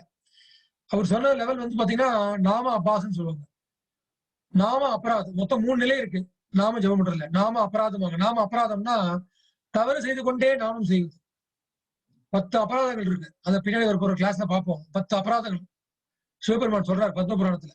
இந்த 10 அபராதத்தையும் செஞ்சுட்டு நாமம் பண்ணிட்டே இருந்தா, அது அப்படியே பண்ணிட்டே இருப்பாங்க. அப்படியே போயிட்டே இருக்கும் கொஞ்ச நாளைக்கு. அதுக்கு அடுத்த லெவல் தான் வந்து இந்த அபராதம்லாம் செய்யாம நாம அப்பாஸ். ரொம்ப சத்தையா பண்ணல. ஆனாலும் வந்து அபராதமும் பண்ணல. இந்த தப்பும் பண்ணல. அந்த மாதிரி விஷயங்கள் வந்து நாம அப்பாஸ் அப்படிம்பாங்க. அதுக்கு அடுத்ததான் சுத்த நாமம். ரொம்ப கவனத்தோட, ஸ்ரத்தையோட ஹரே கிருஷ்ண கிருஷ்ண கிருஷ்ண ஹரே ஹரே, ஹரே ராம ராம ராம ஹரே ஹரே. அப்படி ஜெபம் பண்ணும்போது அந்த ஹரேங்கிறது காதுக்குள்ள போகும். கிருஷ்ணாங்கிறது காதுக்குள்ள போகும். ராமாங்கிறது காதுக்குள்ள போகும். இப்ப அப்படிலாம் போகாது. ஏதோ பண்ணுவோம், கொஞ்சம் பண்ணுவோம். அப்புறம் என்ன ஆகும்? கவனம் சிதறுது. கவனம் எங்கெங்கயோ போயிட்டே தான் இருக்கும். பரவாயில்ல, அப்படிதான் இருக்கும். ஆரம்பத்துல அப்படிதான் இருக்கும். அதெல்லாம் கவலையே படக்கூடாது. நம்ம பகவான் சொல்றாரு, பண்ணிட்டே இரு, முயற்சி பண்ணிட்டே இருக்க வேண்டியதுதான். திடீர்னு என்னைக்காவது ஒரு நாள் அது வந்து நமக்கு வரும். நம்ம அதெல்லாம் வந்து நம்ம எதிர்பார்க்கவே நம்ம பண்ணிட்டே இருக்க வேண்டியதான் ஜபத்தை. சொன்னா ஸ்ரத்தையா பண்ணும்போது சுத்த நாமம் பேரு. அப்ப பண்ணும்போது நேரம் வந்து விடுவிக்கப்படும். இப்ப அஜாமியனுக்கு என்ன ஆச்சுன்னா, அவர் வந்து சுத்த நாமம் பண்ணல. சுத்த நாமம் பண்ணலைன்னா அவர் வந்து வைகுண்டத்துக்கோ கோலோக விருந்தாவனத்துக்கோ எடுத்துட்டு போக முடியாது. அப்ப அடுத்து என்ன பண்றாங்கன்னு பாருங்க. விஸ்வதூர்கள் என்ன பண்றாங்க அப்படிங்கிறத பார்க்கணும். அவர் வந்து கொஞ்சம் அலட்சியமா நேரடியா கூட சொல்ல பகவான் மறைமுகமா சொல்லியிருக்காரு. குழந்தைய நினைச்சு சொல்லியிருக்காரு. அதுக்கே வந்து இவ்வளவு எஃபெக்ட். அதுக்கே வந்து யமதூர்களை ஸ்டாப் பண்ணிட்டாங்க. கிளம்புங்க, இடத்த காலி பண்ணுங்கன்னு சொல்லிட்டாங்க. விஸ்வதூர்கள் வந்து இப்ப பேச போறாங்க அஜாமிலன். சோ விஸ்வதூர்கள் பிராமணனான அஜாமிலனை யமதூர்களின் பிடியிலிருந்து விடுவித்த மரணத்திலிருந்து அவனை காப்பாற்றினார். யமதூர்கள் விஸ்வதூர்கள் இருவரும் திடீரென்று மறைந்தனர். பரமபுருஷரின் நாமம், புகழ் குணங்கள் மற்றும் லீலைகளை பற்றியும் அஜாமிலன் கேள்விப்பட்டான். இவ்விதமாக அவன் ஒரு தூய பக்தன் ஆனான். சோ அந்த மாதிரி வந்து என்ன பண்ணிட்டாங்க? யமதூர்கள்ட்ட இருந்து காப்பாத்திட்டாங்க. ஆனா வைகுண்டத்துக்கு கூட்டிட்டு போயிட்டாங்களா? கூட்டிட்டு போல. நம்ம பார்த்தோம் இல்லையா? துருவ மகாராஜை பார்த்தோம், ருத்து மகாராஜை பார்த்தோம். அவங்களெல்லாம் வந்து விஸ்வதூர்கள் வந்து என்ன பண்ணாங்க? புஷ்ப விமானத்துல வந்து கூட்டிட்டு போயிட்டாங்க. பட் அஜாமிலன் வந்து இப்ப அந்த அளவுக்கு தகுதி ஆகல. ஓரளவுக்கு நாராயண பகவான் நம்ம சொல்லிட்டாரு. அதனால கொஞ்சம் பாவம் எல்லாம் குறைஞ்சு போச்சு. ஆனா பக்தி போறல. இன்னும் பக்தி வரணும். நான் சொன்ன மாதிரி சுத்த நாமம் முறைக்கணும். அப்போ அதுக்கு ஒரு சான்ஸ் தராங்க. சோ இதான் வந்து செகண்ட் சான்ஸ். இந்த அஜாமிலன் கதையை பத்தி ஒரு புக்கு போட்டிருப்பாங்க. இஸ்கான்ல போனீங்கன்னா கிடைக்கும். ரொம்ப அழகா இருக்கும் அந்த கதை. செகண்ட் சான்ஸ் அப்படின்னு சொல்லுவாங்க. 2வது வாய்ப்பு அஜாமிலன் கிடைக்கிறது. முதல் வாய்ப்பு போய் யமதூர்கள் கொண்டு போயிட்டா முடிஞ்சு போச்சு. திருப்பி வேற உடலுக்கு போகணும், நிறைய சம்சாரம், திருப்பி கஷ்டங்களா வரணும். பட் அந்த ஃபர்ஸ்ட் சான்ஸ்ல பகவான் அங்க விஷ்ணுதூர்கள் அந்த நாராயணன் சொன்னதுனால, இந்த நாராயணாங்கிற பேரு அதுதான். அந்த ஒரே வருஷத்துனால என்ன ஆகுது? விஷ்ணுதூர்கள் காப்பாத்துறாங்க. இப்ப அடுத்த சான்ஸ் கொடுக்குறாங்க அவங்களுக்கு. இங்கேயே இருந்து பக்தி பண்ணு அப்படிங்கிற மாதிரி அவங்க கிளம்பி போயிடுறாங்க. சோ அடுத்து அஜாமிலர் என்ன பண்றாரு அப்படிங்கிறத பார்ப்போம். இது வந்து இதுவும் முக்கியமான ஸ்லோகம். அதுவும் முக்கியமான ஸ்லோகம், இதுவும் முக்கியமான ஸ்லோகம். அந்த ஸ்லோகமும் பகவானுடைய நாமத்தோட சக்தி எவ்வளவு அப்படிங்கறத பத்தி சொல்ல ஸ்லோகம். அப்புறம் பகவானுடைய நாமத்தோட மகிமை என்ன அப்படிங்கிற சொல்லக்கூடிய ஸ்லோகம். சோ இந்த 2 ஸ்லோகத்தையும் வந்து ஸ்கிரீன்ஷாட் எடுத்துக்கோங்க. எடுத்துட்டு மக்கப் பண்ணுங்க. ஸ்லோகத்தை பொறுமையா படிங்க. படிச்சு மக்கப் பண்ணிக்கோங்க. அதுக்கப்புறம் வந்து கீழே அந்த விளக்கம் இருக்கு இல்லையா? அந்த விளக்கத்தையும் வந்து தெரிஞ்சுக்கணும். இந்த விளக்கம் என்ன கொடுத்துருக்காங்க ரொம்ப முக்கியமான விஷயம். ஏன்னா பகவான் நாம ஜெபம் பண்ணிட்டே இருக்கோம், ஏதோ பண்றோம், ஹரே கிருஷ்ணா ஹரே ராம ஹரே ராம சொல்லிட்டே இருக்கோம். பட் அந்த நாமத்தோட மகிமை என்னன்னு தெரிஞ்சுன்னு சொல்லணும்னு வச்சுக்கோங்களேன், அது வேல்யூவே ஜாஸ்தி. அப்பதான் நமக்கும் உள்ளுக்குள்ள புத்தியில ஏறும், ஐயோ நாமம் வந்து இவ்வளவு முக்கியமானதா. ஏன்னா நிறைய பேருக்கு டவுட் இருக்கு, நிறைய யாகம் ஹோமம் இதெல்லாம் பண்ணா கிராண்டா இருக்கு, பாக்குறதுக்கு பிரம்மாண்டமா இருக்கு, நிறைய அக்னியை மூட்டி அதுல நெய் பால் தயிர் எல்லாம் ஊத்தி பிரம்மாண்டமா யாகம் பண்ணா எல்லாருக்கும் பிடிச்சிருக்கு. அப்புறம் கண்ணை மூடிட்டு மூச்சு அடக்கி யோகா பண்ணா எல்லாருக்கும் பிடிச்சிருக்கு ரொம்ப நேரம், அதான் பிரம்மாண்டமா தெரியுது, நல்லா இருக்கு, அதெல்லாம் ஏதோ ஆன்மீகம் பெருசா பண்ற மாதிரியே தெரியுது. ஆனா இந்த நாம ஜபம் சிம்பிளா இருக்க மாதிரி இருக்கு. என்னப்பா அது, ஹரே கிருஷ்ணா கிருஷ்ண கிருஷ்ண ஹரே ஹரே, ஹரே ராம ராம ராம ஹரே ஹரே, இதை சொன்னா போருமா, அவ்வளவு பலனா இருக்கு அப்படிங்கிற மாதிரி ஒரு சின்ன டவுட் எல்லாருக்குமே. அப்ப அந்த டவுட் எல்லாம் கிளியர் பண்றதுக்கு என்ன பண்ணணும்னா, நாம மகாத்மியம் தெரிஞ்சுக்கணும். நாம மகாத்மியம், கீதா மகாத்மியம் மாதிரி நாம மகாத்மியம், நாமத்தோட மகிமைகள் என்ன அப்படிங்கறது புரிஞ்சுக்கணும். சோ அதுக்குதான் வந்து இந்த 2 ஸ்லோகம் முக்கியமான ஸ்லோகம். நிறைய ஸ்லோகம் இருக்கு, அதை படிப்படியா அப்புறம் பார்க்கலாம். இந்த 2 ஸ்லோகத்தையும் வந்து ஸ்கிரீன்ஷாட் எடுத்துக்கோங்க, அப்புறம் மக்கப் பண்ணிக்கோங்க. இந்த ஸ்லோகத்தை பாடலாம். கோகோட்டி தானம் கிரகணே ககஸ்ய பிரயாக கங்கோதக கல்பவாசக யஜ்ஞாயுதமேரு சுவர்ண தானம் கோவிந்த கீர்த்தேன சமம் சதாம்சயை. ஸ்கந்த புராணம். சோ வியாசர் வந்து நிறைய புராணங்கள் எழுதியிருக்காரு, 18 புராணங்கள் 108 உபனிஷங்கள் எழுதியிருக்காரு. இந்த ஸ்கந்த புராணம்ங்கிறது யாருன்னா பேரே தெரியும் நமக்கு. ஸ்கந்தன்னா யாரை குறிக்கும், முருகனை குறிக்கும். சோ முருகனை பற்றி அவரை பற்றி புகழப்பட்ட புராணம் கந்த புராணம் இருக்கு. கந்த புராணம் வேற ஸ்கந்த புராணம் வேற தெரிஞ்சுக்கணும். கந்த புராணம்ங்கிறது தமிழ்ல சில பக்தர்கள்லாம் எழுதினது கந்த புராணம்ங்கிறது. ஸ்கந்த புராணம்ங்கிறது வேற, வியாசர் எழுதியது சம்ஸ்கிருதத்துல. சோ வியாசர் எழுதின புராணங்கள் வேற. அதுல வந்து நிறைய 12 புராணங்கள்ல சிவ புராணம் இருக்கு, சிவனை பத்தி எழுதியிருக்காரு, இந்த மாதிரி நிறைய எழுதியிருக்காரு. அக்னி புராணம் இருக்கு, அக்னி தேவனை பத்தி எழுதியிருக்காரு. இப்போ வியாசர் என்ன பண்ணாருன்னா எல்லா புராணங்களும் எழுதினார், ஆனா எல்லாத்துலயும் ஒரு ஹிண்ட் கொடுத்துருவார், எல்லாத்துலயும் ஒரு சைடுல ஒரு ஹிண்ட். இவங்க எல்லாம் சக்தி வாய்ந்தவர்கள் தான், இல்லைன்னு சொல்லல. முருகன் சக்தி வாய்ந்தவர் தான், அக்னி சக்தி வாய்ந்தவர் தான், சிவபெருமான் சக்தி வாய்ந்தவர் தான், ஆனாலும் அப்படின்னு சொல்லி ஒரு ஹிண்ட் கொடுப்பார். அந்த மாதிரி ஸ்கந்த புராணத்துல இந்த மாதிரி ஒரு ஹிண்ட், இந்த மாதிரி நிறைய விஷயங்கள் இருக்கும். ஸ்கந்த புராணத்துல நிறைய விஷயங்கள் இருக்கும். ஸ்கந்த புராணத்துல முருகன் பத்தி ஒரு பக்கம் இருந்தா கூட நிறைய பகவானை பத்தி நிறைய சொல்லியிருப்பாரு. அப்போ இந்த இதை பாருங்க, அவ்வளவு எஃபர்ட்டா இருக்கும் உங்களுக்கு. என்ன சொல்றாரு பாருங்க. கோகோட்டி தானம் கிரகணே ககஸ்ய அப்படின்னா, ஒரு தானம் பண்ணா ரொம்ப ரொம்ப நல்ல விஷயம், நல்ல புண்ணியமான விஷயம். கோனா பசு, பசுவை தானம் பண்ணால் மிக மிக சிறந்த விஷயம். கோடி பசுக்களை தானம் பண்ணால் அதை காட்டிலும் மிக மிக சிறந்த விஷயம். கோடி பசுகளை சூரிய கிரகணம் அன்று தானம் செய்தால், கோகோட்டி தானம் கிரகணே ககஸ்ய, சூரிய கிரகணம் அன்று ஒரு கோடி பசுக்களை தானம் பண்ணா வேதங்களை சொல்லப்பட்டிருக்கு எக்கச்சக்க புண்ணிய பலன்கள். சோ அந்த பலன்கள்லாம் எடுத்து இப்படி ஓரம் வச்சு சொல்றாங்க. பிரயாக கங்கோ தக கல்ப வாசக, நல்ல புனித கஷேத்திரத்துல போய் நம்ம வாழ்ந்தோம்னா, அங்க படுத்து உறங்கி சாப்பிட்டு தங்கி வாழ்ந்தோம்னா ரொம்ப ரொம்ப புண்ணியம், நிறைய புண்ணியம் சேரும். சாதாரண ஒரு இடத்துல வாழ்றதோட புண்ணிய கஷேத்திரம்னு சொல்லுவோம். பகவான் லீலைகள் பண்ண கஷேத்திரம். நம்ம தென்னாட்டுல பார்த்தோம்னா தென்னிந்தியால காஞ்சிபுரம், ஸ்ரீரங்கம் இந்த மாதிரி விஷயம்லாம் சொல்லுவோம். வடநாட்டுல நிறைய இருக்கு அந்த மாதிரி, ஹரித்வார், ரிஷிகேஷ் வடலாம் இருக்கு. அந்த மாதிரி இடத்துல எங்க வந்து கங்கை யமுனை கரை, கங்கை எங்க ஓடுதோ, எங்க யமுனை ஓடுதோ, பிரயாக கங்கோ, பிரயாகனா யமுனை கரை, கங்கோனா கங்கை, கங்கை ஓடக்கூடிய கரை, அந்த பக்கத்துல இருக்கக்கூடிய இடத்துல வந்து தக கல்ப வாசக, அங்க ஒரு நாள் தங்கினாலே அவ்வளவு புண்ணியம். கல்பம்னா என்ன அர்த்தம், நிறைய கல்பம்னா பார்த்தோம் நேற்றுக்கு முன்னாடி ஒரு கிளாஸ்ல பார்த்தோம். கல்பம் பிரம்மாவோட ஆயுள் காலத்துல கல்பம்னு வரும். 4 சத்துர்யுகம் சேர்ந்து, சத்தியாயுகம், திரேதாயுகம், தாபரயுகம் எல்லாம் சேர்ந்து, இந்த மாதிரி எக்கச்சக்க சதுர்யுகங்கள் சேர்ந்தா ஒரு மன்வந்திரம் வரும். அதுல வந்து அவ்வளவு மன்வந்திரம் நிறைய சேர்ந்தா அப்புறம் கல்பங்கள், இந்த மாதிரி வந்து நிறைய விஷயங்கள். அவ்வளவு காலம் வந்து வாழ்ந்தா கூட அதுக்கு ஒரு பலன் இருக்கு இல்லையா, அந்த பலனை ஓரமா வச்சுக்கோங்கட்டாங்க. அப்புறம் யஜ்ஞா யுத்தமேரு சுவர்ண தானம். நான் எப்பவுமே சொல்ற மாதிரி புண்ணியத்துக்கும் பக்திக்கும் உள்ள வித்தியாசத்தை புரிஞ்சுக்கணும். புண்ணியம் சம்சாரத்துல திருப்பி அழுத்தும். நல்ல பிறவி கிடைக்கலாம், நல்ல பணக்காரனா பிறக்கலாம், பெரிய கோட்டீஸ்வரனா பிறக்கலாம், நல்ல பதவி கிடைக்கலாம், பெரிய அரசியல் பதவியெல்லாம் கூட கிடைக்கும், நிறைய விஷயங்கள் கிடைக்கும், நல்ல திறமை கிடைக்கும், எல்லாம் கிடைக்கும். ஆனா வந்து முக்தி கிடைக்கவே கிடைக்கும். ஆனா பக்தி வந்து முக்திக்கு வழிவகுக்கும். அதுதான் கிருஷ்ணருக்கு செய்யக்கூடிய பக்திக்கும் மற்ற புண்ணிய காரியங்களுக்கும். தேவர்களுக்கெல்லாம் பக்தி பண்ணா கூட அதுவும் புண்ணியத்துல தான் சேரும். பகவான் கிருஷ்ணருக்கு பண்றக்கூடிய பக்தி தான் வந்து முக்தி அளிக்கும். சோ யஜ்ஞா யுத்தமேரு சுவர்ண தானம். அப்புறம் தானம் பண்றது, எல்லாரும் சொல்றாங்க இல்லையா, புண்ணியம் பண்ணணும் தானம். தானத்துல வந்து ஸ்வர்ண தானம். ஸ்வர்ணம் என்ன, தங்கம், தங்கம் தானம். ஒரு சின்ன ஒரு குண்டூசி மணி தங்கம் கொடுத்தாலே பெரிய தானம் தான். யஜ்ஞா யுத்தமேரு சுவர்ண தானம். மேரு மலை அளவிற்கு ஒரு யாகத்தில் மேரு மலை அளவுக்கு, மேருனா என்ன மலைன்னா அந்த பார்க்கடல கடையும் போது ஒரு மலையை வச்சு வாசுகிங்கிற பாம்பை வச்சு கடைவாங்க.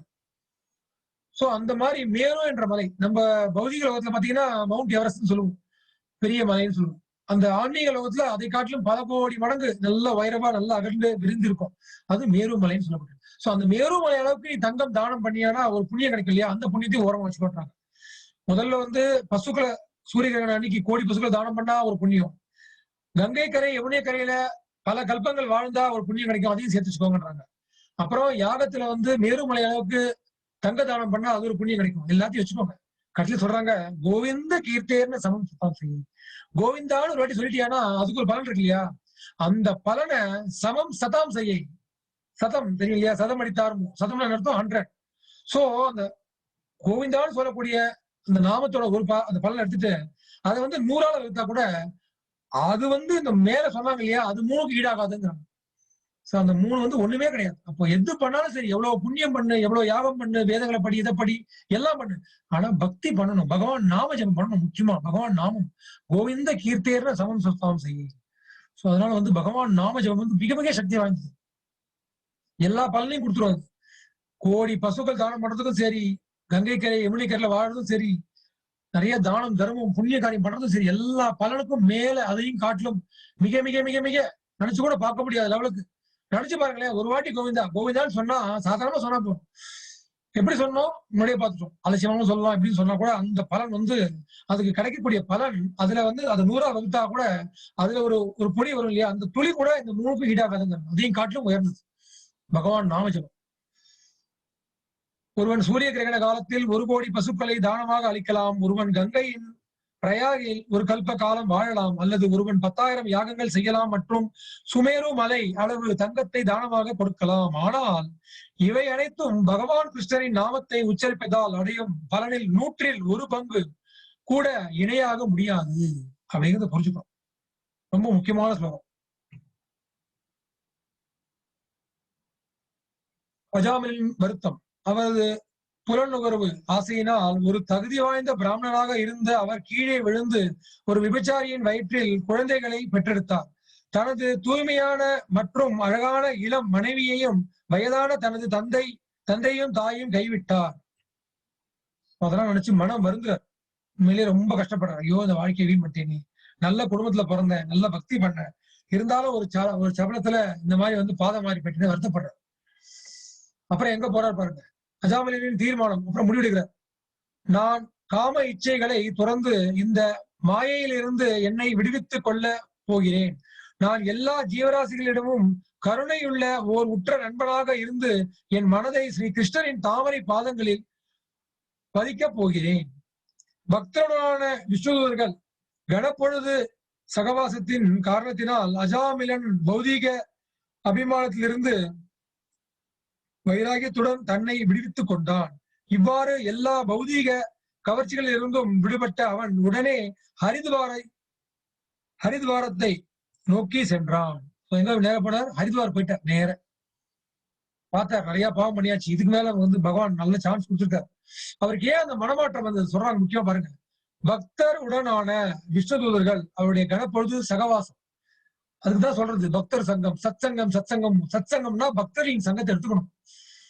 பகவான் கிருஷ்ணர் தான் எல்லாம், கிருஷ்ணர் ஒருவரே கடவுள், கிருஷ்ணர் ஒருவரே முழுமுதற் கடவுள், கிருஷ்ணர் ஒருவரே ஆதி மூலம் அப்படின்னு எங்க ஒழுங்கா சொல்லி தராங்கணும். வேதங்கள்ல கொடுக்கப்பட்ட விஷயத்த உள்ளபடி உண்மையான ஆன்மீகத்தை எங்க சொல்லி தராங்களோ அந்த மாதிரி பக்தர்களோட சங்கம் வச்சுக்கணும். அந்த சங்கம் தான் நம்மளை பரிசுத்தப்படுத்தும், அந்த சங்கம் தான் நமக்கு தெளிவுபடுத்தும், அந்த சங்கம் தான் நமக்கு எல்லா விஷயத்தையும் சொல்லிக் கொடுக்கும். படைப்போட ரகசியம் என்ன, இங்க என்ன கஷ்டப்பட்டு இருக்கோம், இந்த மனுஷ பொருள் ஏன் இவ்வளவு கஷ்டப்படுறோம், ஏன் தேவையில்லாத ஆசைகள்லாம் வளர்த்துக்கிறோம், ஏன் இவ்வளவு கஷ்டப்படுறோம் அப்படிங்கிற புத்திலாம் பக்தர்கள் சங்கத்துல தான் நமக்கு எல்லாம் தெளிவாகும். சோ அந்த மாதிரி அந்த விஷ்ணுதூதர்கள் அங்க காப்பாத்திட்டு போனாங்க. ஆனா அவங்க சங்கம் கிடைச்சது இல்லையா, ஒரு க்ஷணம் கொஞ்ச நேரம், அதுலதான் அஜாமில் மனசு அவ்வளவு தூய்மையாகி மாறி போச்சு. இதுல நம்ம தெரிஞ்ச வேண்டிய பாடம் 2 பாடம் முக்கியமா. ஒண்ணு பகவான் நாமத்தோட சக்தி, இன்னொன்னு பக்தர்களின் சங்கம், தூய பக்தர்களின் சங்கம். ரொம்ப ரொம்ப கஷ்டம். சத்சங்கம் நிறைய சொல்றாங்க, இங்க என்னென்னமோ சொல்றாங்க. ஆனா சத்சங்கத்துல போனா பகவானை பத்தி பேசுறது இல்லை, வேற என்னத்தையோ ஆன்மீகம் சொல்றாங்க, வேற ஏதோ யோகா பண்றாங்க, ஏதோ பண்றாங்க, கேட்டா சத்சங்கம்ங்கிறாங்க. பட் உண்மையான சத்சங்கம் வேதம் சொல்றது எங்கெல்லாம் வந்து பகவானின் நாம சங்கீர்த்தனம் ஒழிக்கிறதோ, பகவான் கோவிந்தனின் நாம சங்கீர்த்தனம் எங்கெல்லாம் ஒழிக்கிறதோ அதுதான் சத்சங்கம். ஹரித்வாரில் அஜாமிலன் ஒரு விஷ்ணு ஆலயத்தில் புகலிடம் ஏற்று பக்தியோக முறையை மேற்கொண்டான். அவன் தன் புலன்களை அடக்கி அவனது மனதை பகவானின் சேவையில் முழுமையாக ஈடுபடுத்தினான். விஷ்ணு தூதர்களை பார்த்தவுடன் அஜாமிலன் தன் ஜட உடலை ஹரித்வாரின் கங்கை கரையில் விட்டுவிட்டான். விஷ்ணு தூதர்கள் உடன் சேர்ந்து அஜாமிலன் தங்கத்தால் செய்யப்பட்ட விமானத்தில் ஏறினான். அவன் ஆகாய மார்க்கமாக ஸ்ரீதேவியின் கணவரான பகவான் விஷ்ணுவின் இருப்பிடத்திற்கு நேராக சென்றான். சோ அதுக்கப்புறம் தான் பண்றாரு. அவர் வந்து அப்போ வந்து நான் சொன்ன மாதிரி நாராயணான ஏதோ அலட்சியமா பையன் வந்து கூப்பிட்டார். அதனால வந்து கூப்பிடல. அப்போ வந்து நாம அப்பாஸ் அந்த செயல் தான் இருந்தார். நாம அப்பாஸ் தான் நிழல் அர்த்தம். நிழல்லாம் தூய்மையான நாமஜபம் பண்ணல, அதோட ஒரு நிழல் மாதிரி லேசா பண்ணிருக்காரு. அதுக்காக வந்து ஒரு சான்ஸ் கொடுத்தாங்க. யமதூதர்கள்ட்ட இருந்து காப்பாத்தி பெரிய விஷயம் நடக்கிற காரியமா அது ஆச்சு. ஆனா அதுக்கப்புறம் செகண்ட் சான்ஸ். அப்புறம் பல வருஷம் போயிட்டு ஹரித்வார்ல போனார். போயிட்டு பல வருஷம் பக்தி தொண்டு பண்ணார், பகவான் நாமஜபம் பண்ணார். அதோட பலம் என்னாச்சு, கடைசியில வந்து விஷ்ணு தூதர்கள் வந்துட்டாங்க. வந்துட்டு அஜாமில்ல வந்து கையை பிடிச்சி கூட்டி புஷ்ப விமானத்துல வந்து ஏத்தி கொண்டு போயிட்டாங்க.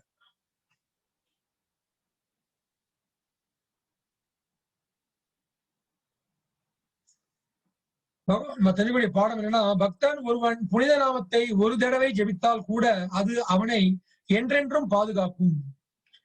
பகவான் நாமஜபம் பெரிய பாதுகாப்பு. அதை காட்டிலும் பெரிய பாதுகாப்பு எதுவுமே இருக்க முடியாது. அதனால்தான் பிரம்மா சொல்ற, ஹரே கிருஷ்ண கிருஷ்ண கிருஷ்ண ஹரே ஹரே, ஹரே ராம ராம ராம ஹரே ஹரே. இதி ஷோடசகம் நாம் கலி கல்மஷ நாசனம் மாத்தக பரத்ரோபாயக சர்வ வேதேஷு திஷ்யதே அப்படிங்கிற. சோ இந்த ஹரே கிருஷ்ண மகாமந்திரத்தை காட்டிலும் வேற எதுவுமே வந்து கலியுகத்துல காப்பாத்துறதுக்கு வழி இல்லைங்க. இந்த பக்கம் பாருங்க, யமதூதர்கள் எல்லாம் போறாங்க, விஷ்ணுட்ட போய் கேட்கறாங்க. யமதூதர்கள் எல்லாம் யமன்ட்ட போறாங்க. யமன்ட்ட போயிட்டு யமராஜர் போயிட்டு, யமராஜரே நம்ம எத்தனையோ ப்ராஜெக்ட் எல்லாம் பண்ணிருக்கோம், எந்த ப்ராஜெக்டும் ஃபெயில் ஆனது இல்லை. பட் இந்த ப்ராஜெக்ட் ஏன் ஃபெயில் ஆச்சு? யாரு அவங்க? 4 பேர் வந்தாங்க, திடீர்னு வந்தாங்க, தூக்கின்னு போயிட்டாங்க. எப்படி அது?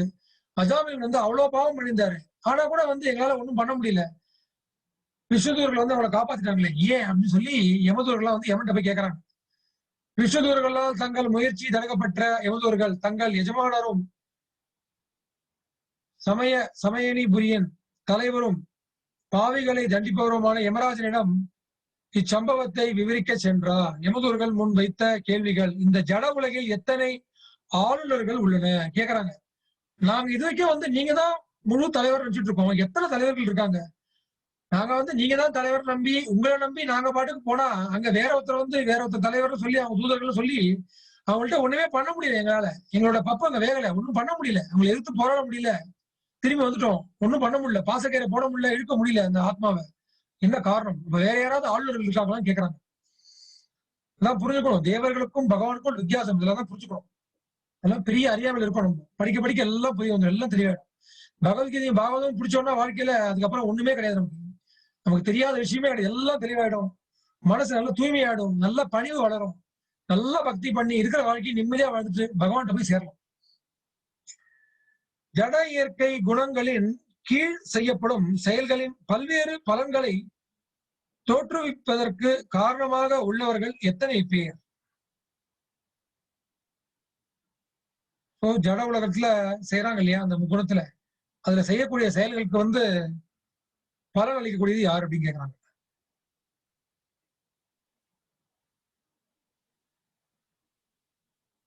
பாகவதம் 6வது காண்டம் 3வது அத்தியாயம் 12வது ஸ்லோகம். யம உவாச்ச. யார் உவாச்ச? யம உவாச்ச. யமதர்மன் பேசுறார். ரோமத்தன்யோ ஜெகதஸ்துதஸ்ச ஓதம் புரோதம் படவத்யத்ர விஸ்வம் யதம் சதோஸ்ய ஸ்திதி ஜன்மநாச நசீவோதவஸ்ய வசேஷலோக. யமராஜன் கூறினார், என் அருமை சேவர்களே, உண்மையில் நீங்கள் நினைப்பது போல் நான் பரமன் அல்ல. பரமன் நான் சொன்ன மாதிரி பரம் சொல்றோம் இல்லையா, பரம்பொருள் நான் அல்லங்க. யாருமே பரம்பொருள் ஆக முடியாது. தேவனா ஆலாம், இதுவாகலாம், சில சக்திகள்லாம் இருக்கும், எல்லாம் சொல்ல 30 கோடி தேவர்கள், முக்கியமா பிரம்மா சிவன் தலைமை, அவங்கெல்லாம் அவங்க தலைவர்கள், பயங்கர சக்தி அவங்களுக்குலாம் எல்லாருக்குமே இருக்கு. ஆனா பரமன் ஆக முடியாது, பரம்பொருள் ஆக முடியாது. நான் பரமன் அல்ல.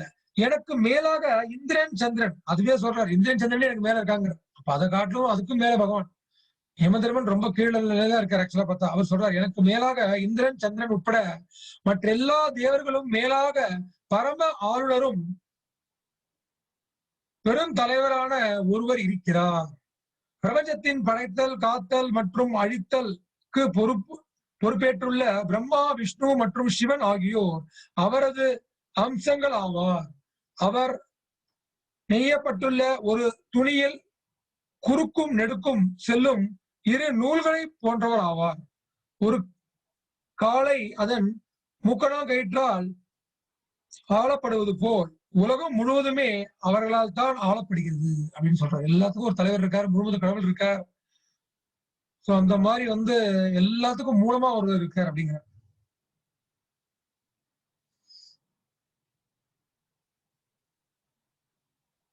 தன் தூதர்களுக்கு யமராஜனிடம் உபதேசம். மாட்டு வண்டிக்காரன் எப்படி தன் காளை மாடுகளை அடக்க அவற்றின் மூக்குகளில் மூக்கணாங்கயிற்றுகளை கட்டுகிறானோ அப்படியே பரமபுருஷரும் வேத வாக்கியங்களிலும் கயிற்றுகளின் மூலமாக அனைவரையும் கட்டுகிறார். சோ வேத விஷயங்கள்ல கொடுக்கப்பட்ட விஷயங்கள் வேதம் மூலமா தான் பகவான் கட்டுப்படுத்துறாரு எல்லாரையும். அதனால்தான் வேதம் படிக்கணுங்கிறது. சோ வேதம் நிறைய இருக்கு. பட் நம்ம என்ன படிக்கணும்? வேதத்தோட சாரத்தை படிச்சா போதும். பகவத்கீதை அதெல்லாம் படிச்சு முடிச்சுட்டு அப்புறம் பாகவதம் படிச்சா போதும். சோ அதுதான் முக்கியம். வேதங்களை தான் பகவான் நம்மளை கட்டுப்படுத்துறாரு. நான் வேதங்கள்லாம் படிக்க மாட்டேன், அதெல்லாம் கட்டுப்பட மாட்டேன், அவசரம் பண்ணணும். அதுக்கேற்ற மாதிரி பலன் கிடைக்கும். அவசரப்பட்டுதான் இருக்கும்.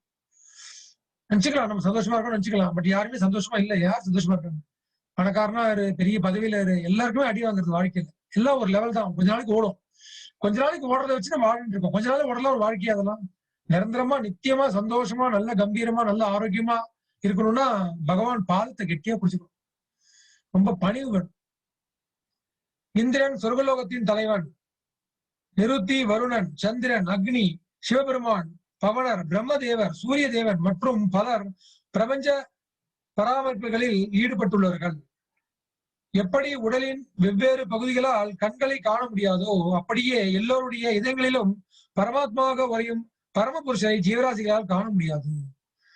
பகவான் பரமாத்மாவை பார்க்க முடியாதுங்க. எப்படின்னா இவ்வளவு அழகா எக்ஸாம்பிள் சொல்ற பாருங்க. கண்ணால எல்லாத்தையும் பார்க்கலாம், ஆனா மத்த உறுப்பால கண்ணை பார்க்க முடியாது. அதே மாதிரி நம்ம எல்லாம் அங்க துணுக்குகள் மாதிரி பகவானுடைய அம்சங்கள் எல்லாருமே நம்ம எல்லாரும். பகவான் எல்லாரையும் பார்க்கலாம், ஆனா நம்ம எல்லாரையும் டக்குன்னு பகவானை பார்த்துட முடியாது.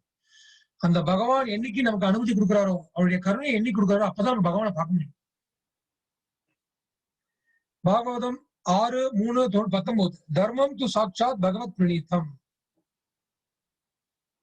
தர்மம் து சாட்சாத் பகவத் பிரணீதம் நவை விதுர் ரிஷயோ நாவி தேவா ந சித்த முக்கியா அசூரா மனுஷ்யா குதோனு வித்யா தரச்சாரணதாய. தர்மம் து சாட்சாத் பகவத் பிரணீதம். தர்மம் என்பது பகவானால் கொடுக்கப்பட்டது. அதை புரிஞ்சுக்கணும். உண்மையான மத கோட்பாடுகள் நேரடியாக பரமபுருஷரால் ஏற்றப்பட்டவை ஆகும்.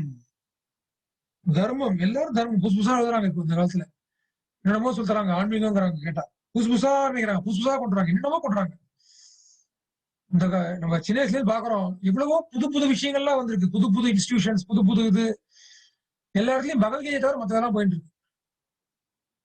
பகவத்கீதை பாகவதம் எங்கேயாவது இருக்காலும் ரொம்ப கம்மி. எங்கேயாவது ஒரு இடத்துல போயிட்டு இருக்க தவிர முக்காவாசி பாத்தீங்கன்னா ஆன்மீக பேர் என்னமோ போயிட்டு இருக்கு. தர்மம் து சாட்சாத் பகவத் பிரணீதம். பகவான் ஏற்கனவே என்ன சொல்லியிருக்காரோ அதுதான் தர்மம். அதுதான் வேத கோட்பாடுகள். வேதங்கள்ல கொடுக்கப்பட்டது. அந்த வேதங்கள் எல்லாருக்கும் பொதுவானது. அதையும் புரிஞ்சுக்கணும். அதுல ஒரு குழப்பம் வேற. வேதங்கள் இவங்களுக்கு மட்டும்தானா? உயர்ந்த ஜாதிகள், தாழ்ந்த ஜாதிகள் இதெல்லாம் நம்மளா ஏற்படுத்துறது.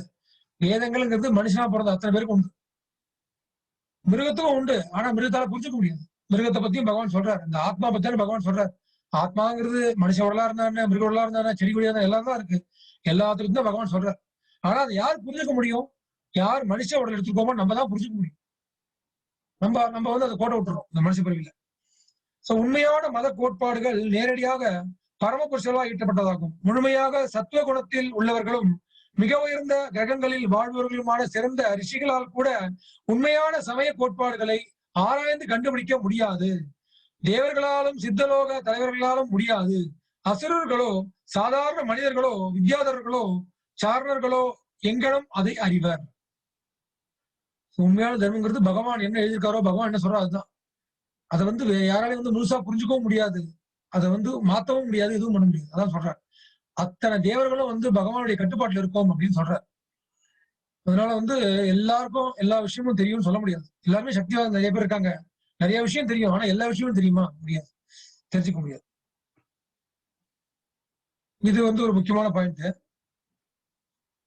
இந்த இதையும் வந்து கொஞ்சம் ஸ்கிரீன்ஷாட் எடுத்துக்கோங்க எல்லாரும்.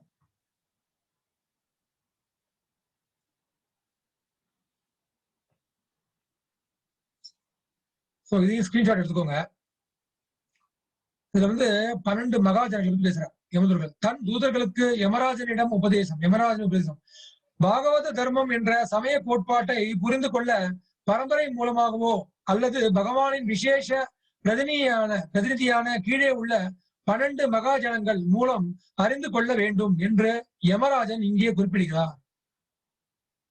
ஸ்லோகம் சொல்றார். 6.3.20-21 ஸ்வயம்பூர் நாரத சம்போ குமாரக கபிலோ மனகோ பிரகலாதோ ஜனகோ பீஷ்மோ பலிர் வயா சகீர் வயம். என்ன சொல்றாருன்னா, பிரம்மதேவா நான் முன்னாடியே சொன்ன மாதிரி இந்த ஆன்மீகம் அப்படின்னா நம்ம என்ன சொன்னோம்?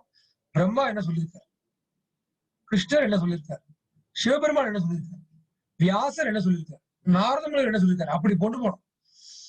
யாராரோ குருமார்கள் இருக்கிறாங்க, இவங்க என்ன சொல்றாங்க தெரியுமா, அவங்க என்ன சொல்றாங்க தெரியுமா, நம்மளா ஏத்தி விட்டுறோம். பெரிய முனிவர்கள், பெரிய ரிஷிகள்னு அவங்களுக்கு எல்லாம் சில யோக சித்திகள்லாம் இருக்கும் சில பேருக்கு. அதுக்காக வந்து எல்லாரும் வந்து ஆன்மீக குரு ஆயிட முடியாது. ஏதோ செஞ்ச புண்ணிய கணக்கு, ஏதோ பூர்வ புண்ணியம், சில யோக சித்திகள் இருக்கலாம் சில பேருக்கு. இந்த கலியுகத்துல வந்து முக்காவாசி எல்லாமே வந்து வேஷம் தான். உண்மையான சித்தர்கள்லாம் போயாச்சு, இந்த காலம்லாம் போயிடுச்சு. ரொம்ப ரேர், எங்கேயாவது ஒருத்தர் 2 பேர் இருந்தா பெரிய விஷயம் தர, மற்றபடி வந்து எல்லாம் வேஷதாரிகள் தான். சோ ஆன்மீகம்னா இங்க இருந்து கத்துக்கணும். சோ பிரம்மா என்ன சொல்றாரு, நாரதர் என்ன சொல்றாரு, அப்ப இது இவங்க எல்லாம் சொன்னாலும் எங்க இருக்கு? எல்லாம் ஸ்ரீமத் பாகவதத்துல இருக்கு. ஸ்ரீமத் பாகவதம் 12 காலத்துல அத்தனையும் அடங்கியிருக்கு. சோ சொல்றாரு, இந்த 12 மகாஜானர்கள் இவங்க சொல்றதா அதை தண்ணியும் சேர்த்துக்கிறார், நானும் உட்படங்கிற. பலீர் வயா சகீர் வயம், நானும் உட்பட. எங்க 12 பேருக்கு மட்டும் தான் விஷயம் தெல்ல தெளிவா தெரியுங்கிற யமதர்மன். சோ யமதர்மன் சொல்லிட்டு இருக்கார். பிரம்மதேவர், பிரம்ம சம்பிரதாயம் இதுல சொல்றாரு பாத்தீங்களா, பரம்பரை மூலமாகவும். வேதங்கள் சொல்றது 4 பரம்பரை இருக்கு முக்கியமா. பிரம்ம சம்பிரதாயம், அப்புறம் வந்து ருத்ர சம்பிரதாயம், சிவபெருமான சம்பிரதாயம் இருக்கு. அப்புறம் ஸ்ரீ சம்பிரதாயம், லட்சுமி தேவி வருது. அப்புறம் வந்து குமார சம்பிரதாயம். பிரம்மா வந்து 4 குமாரர்களை படைக்கிறார், சனத்குமாரர்கள். அவங்க ஒரு சம்பிரதாயம், அது வழியா வரக்கூடியதான் வந்து சம்பிரதாயம், ஆக்சுவலா ஆன்மீக சம்பிரதாயங்கள். சோ அதுல யாரெல்லாம் முறையா வராங்களோ அவங்க மூலமா தான் வந்து நமக்கு உண்மையான ஆன்மீகம் உள்ளது உள்ளபடி தெரிய வரும். அதனால்தான் முன்னாடி நம்ம சொல்லியிருப்போம், குரு சீர பரம்பரை ரொம்ப முக்கியம்ட்டு. சோ அந்த குரு சீர பரம்பரை வழியா வருது. அப்போ நம்மளுக்கு இந்த இஸ்கான்னு சொல்றோம் இல்லையா, அகில உலக கிருஷ்ண பக்தி இயக்கம் எந்த சம்பிரதாயத்துல வருதுன்னு பாத்தீங்கன்னா, பிரம்ம சம்பிரதாயம். பிரம்மா வழியா வரக்கூடிய சம்பிரதாயம் பிரம்ம மத்ம கௌடி சம்பிரதாயம் சொல்லுவோம். ஏன் அப்படின்னா, பிரம்மாட்டேந்து கிருஷ்ணட்டேந்து பிரம்மா, பிரம்மாட்டேந்து வந்து நாரதர், நாரதத்தேந்து வியாசர், வியாசட்டேந்து மத்வாச்சாரியர். இந்த மத்வாச்சாரியர் ஒரு கிளையா வரப்போறது தான் வந்து 32வது ஆச்சாரியா வந்தது தான் பிரபுபாத். சோ அதனால பிரம்ம மத்ம கௌடிய சம்பிரதாயம் சொல்லுவோம். கௌடியம்னா, கௌடிய சம்பிரதாயம் எங்க ஆரம்பிச்சதுன்னா, கௌடிய தேசம் அப்படின்னா அது பெங்கால்னு சொல்லுவோம், வெஸ்ட் பெங்கால். சோ அந்த பெங்கால தான் வந்து பகவான் வந்து அவதரிக்கிறார். யாரா அவதரிக்கிறார்? சைத்தன்ய மகாபிரபுவா பகவான் அவதரிக்கிறார். சோ அதனால வந்து அது வழியா வந்ததுனால வந்து பிரம்ம மத்ம கௌடிய சம்பிரதாயம் அப்படின்னு வந்து நம்ம சம்பிரதாயம். அப்புறம் வந்து ஸ்ரீ சம்பிரதாயம், அதுவும் இருக்கு. இப்போ நம்ம பாக்குறோம் ஸ்ரீ சம்பிரதாயம், அது ஒண்ணு போயிட்டு இருக்கு. அது 2 இருக்கு. அப்புறம் வந்து சிவபெருமான் சம்பிரதாயம் வந்து இப்ப இல்ல. சிவபெருமான் சம்பிரதாயத்துல வந்து வேற மாதிரி போயிட்டு இருக்கு, சிவன் அப்படின்னு அப்படி போயிட்டு இருக்கே தவிர, ஆக்சுவலா இதெல்லாம் வந்து வைஷ்ணவ சம்பிரதாயம்.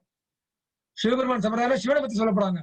சிவபெருமான் சொல்றார், பஜ கோவிந்தம் பஜ கோவிந்தம் கோவிந்தம் பஜ மூணுமத்தி ஸ்ரீராம ராம ராமேதி ரமே ராமே மனோரமி. ராமர் நாமம், பஜ கோவிந்தன் நாமம், அதை சொல்றதுதான் சிவ சம்பிரதாயம், ருத்ர சம்பிரதாயம். அது இப்ப கிடையாது, இந்த காலத்துல கிடையாது. அப்புறம் குமார சம்பிரதாயம் சொன்ன மாதிரி குமார சம்பிரதாயம், அதுவும் வந்து இந்த காலத்துல வந்து அதெல்லாம் போயிடுச்சு. இப்ப இருக்கிறது வந்து பாத்தீங்கன்னா 2 தான். ஸ்ரீ சம்பிரதாயம் ஒண்ணு இருக்கு, அப்புறம் வந்து பிரம்ம மத்ம கௌடி சம்பிரதாயம் நம்மளுக்கு ஒண்ணு இருக்கு. சோ அந்த சம்பிரதாயம் மூலமா கேட்டுக்கணும். அதே சமயத்துல இந்த மாதிரி 12 பேர் மகாஜனங்கள் மூலமா கேட்டுக்கணும். அதுதான் வந்து உண்மையான ஆன்மீகம் அப்படிங்கிறது யமதர்மராஜன் சொல்றார். சோ யாரெல்லாம் பாத்தீங்கன்னா, பிரம்மதேவர், நாரதர், சிவபெருமான், 4 குமாரர்கள், பகவான் கபிலர். பகவான் கபில முனியா ஒரு அவதாரம் பண்றார். அதையும் நம்ம பார்ப்போம் பின்னாடி, பாகவத்துல இருக்கு. அப்புறம் ஸ்வயம்பு மனு முன்னாடியே பார்த்திருக்கோம். பிரம்மாவோட படைப்புல ஸ்வயம்பு மனு வர. சோ அந்த வம்சத்துல வந்தவர் தான் இவர், துருவ மகராஜ். அப்புறம் பிரகலாத் மகராஜ். பிரகலாதர் தெரியும் நமக்கு, நரசிம்மனோட பக்தர். அப்புறம் ஜனக மகாராஜ், சீதையோட அப்பா ஜனக மகாராஜ். அப்புறம் பாட்டனார் பீஷ்மர், பீஷ்ம தேவர், அவர் பெரிய மகாஜனர். பார்த்தா கௌரவர் பக்கம் தான் இருந்தார், அதர்மெல்லாம் சப்ப மாதிரி தான் இருந்தார். ஆனா பெரிய பக்தர். கடைசியில அம்பு படிக்கல உட்காந்துட்டு யுதிஷ்டருக்கு, தர்மராஜருக்கு வந்து தர்மம் எல்லாம் போதிச்சு விஷ்ணு சகசிரநாமம் சொல்லிட்டு அப்புறம் உடலை விட்டு கிளம்புறார், பகவான்கிட்ட போய் சேர்றார் பீஷ்மர். அப்புறம் பலி மகராஜ், பிரகலாதரோட பேரன். பிரகலாதரோட பேரன் தான் வந்து பலி மகராஜ். அப்புறம் சுகதேவ கோஸ்வாமி பார்த்துட்டு இருக்கோம். சுகதேவ கோஸ்வாமி யாரு? வியாசரோட புள்ள. அப்புறம் நான் அப்படிங்கிறது யமராஜ் சொல்றார், நான் உட்பட 12 பேர் இருக்கோம். நாங்க தான், எங்களுக்கு தான் விஷயம் எல்லாம் கரெக்டா தெரியும். 12 மகாஜனங்கள்.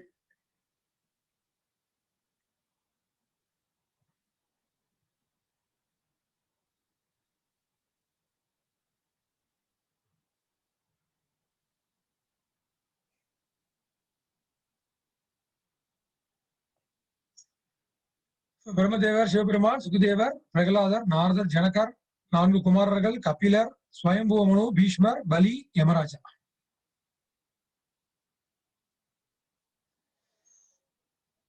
பகவானின் புனித நாம ஜபத்திலிருந்து துவங்கும் பக்தி தொண்டுதான் மனித சமுதாயத்தில் உள்ள ஜீவராசிக்கு முடிவான சமய கோட்பாடாகும். பகவானின் புனித நாமத்தை பிழையாக உச்சரிப்புடன் ஒருவன் ஜெபித்தாலும் அவன் எல்லாவித பௌதீக பந்தத்திலிருந்து விடுதலை அடைகிறான். பகவானின் புனித நாமத்தை ஜெபிப்பது பக்தி தொண்டு செயல்வதன் மூலம் புத்திசாலித்தனமான பக்தர்கள் எல்லா பிரச்சனைகளையும் தீர்க்க முடிவு செய்கிறார்கள். இப்படிப்பட்டவர்கள் தண்டனைக்குரிய என் ஆதிக்கத்திற்கு உட்பட்டவர்கள் அல்ல அப்படின்னு யமராஜன் சொல்றார் யமதூர்கள்ட்ட. பகவான் நாமத்தை யார் புடிச்சுக்கிறானோ, பக்தியில இருக்கானோ, அவன் வந்து he will not come under my jurisdiction, என்னுடைய கட்டுப்பாட்டுல வரமாட்டார். அது வேற எதுவும் இந்த போலீஸ் ஸ்டேஷன் எல்லாம் போனா சொல்லுவாங்க, இந்த ஸ்டேஷன் வந்து இந்த ஏரியாவுக்கு வராது, அதனால நாங்க பாத்துக்க மாட்டோம், நீங்க வேற ஏரியா அப்படிம்பாங்க. அந்த மாதிரி வந்து இது நம்ம ஏரியா கிடையாதுப்பா, அங்க பக்கமே போயிடாதீங்கிற சொல்லுவார். எனது பிரிய சேவகர்களே, இத்தகைய பக்தர்கள் பரமபுருஷரின் தாமரை பாதங்களில் பூர்ண சரணாகதி அடைந்துள்ளனர் என்பதால் அவர்களின் அருகில் கூட நெருங்காதீர்கள் அப்படிங்கிற. அவர்கள் பரமபுருஷரின் கதையால் எப்பொழுதும் பாதுகாக்கப்படுகின்றனர். பரமபுருஷரின் கதையால் எப்பொழுதும் பாதுகாக்கப்படுகின்றனர். அது கதையால் எடுத்துக்கலாம், கதையாலும் எடுத்துக்கலாம். கதை, பகவானுடைய கதைகளை கேட்டுட்டே இருந்தா, பகவான் லீலையை கேட்டுட்டே இருந்தாலும் அதுவும் பாதுகாக்கப்படும். பகவானுடைய கதை அப்படின்னு எடுத்துக்கலாம். தங்கு சக்கர கதாபத்மம், பகவான் கதையால எல்லாரையும் காப்பாற்ற.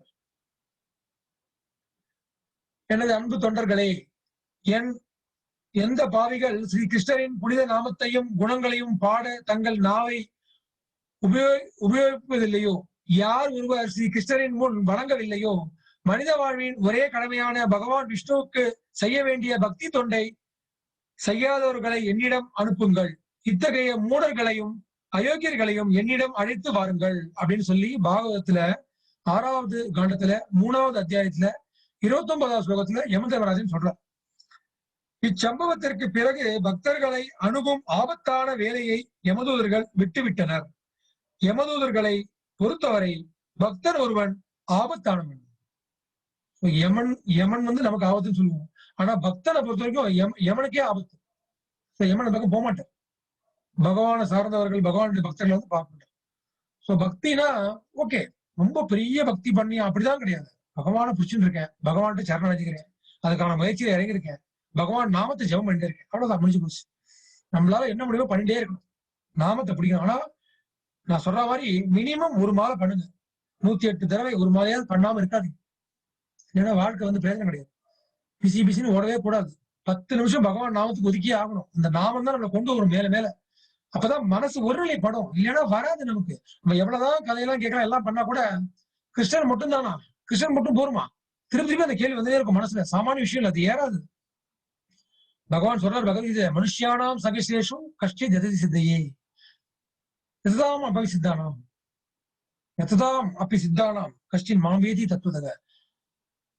1000த்துல ஒருத்தன் தான் மனுஷன் வகைகளை மேல ஆன்மீகத்துல முன்னேறணும்னு முயற்சி பண்ணுவான். அந்த மாதிரி முன்னேறவன்ல 1000த்துல ஒருத்தன் தான் என்ன உள்ளது அப்படி புரிஞ்சுப்பாங்க. பகவான் கிருஷ்ணன் புரிஞ்சு சாமானிய விஷயம் கிடையாது. பகவான்கிட்ட சேனல் சாமானிய விஷயம் கிடையாது. மனசு இடம் கொடுக்கவே கொடுக்காது, குழப்பிட்டே இருக்கும், டவுட் கேட்டே இருக்கும்.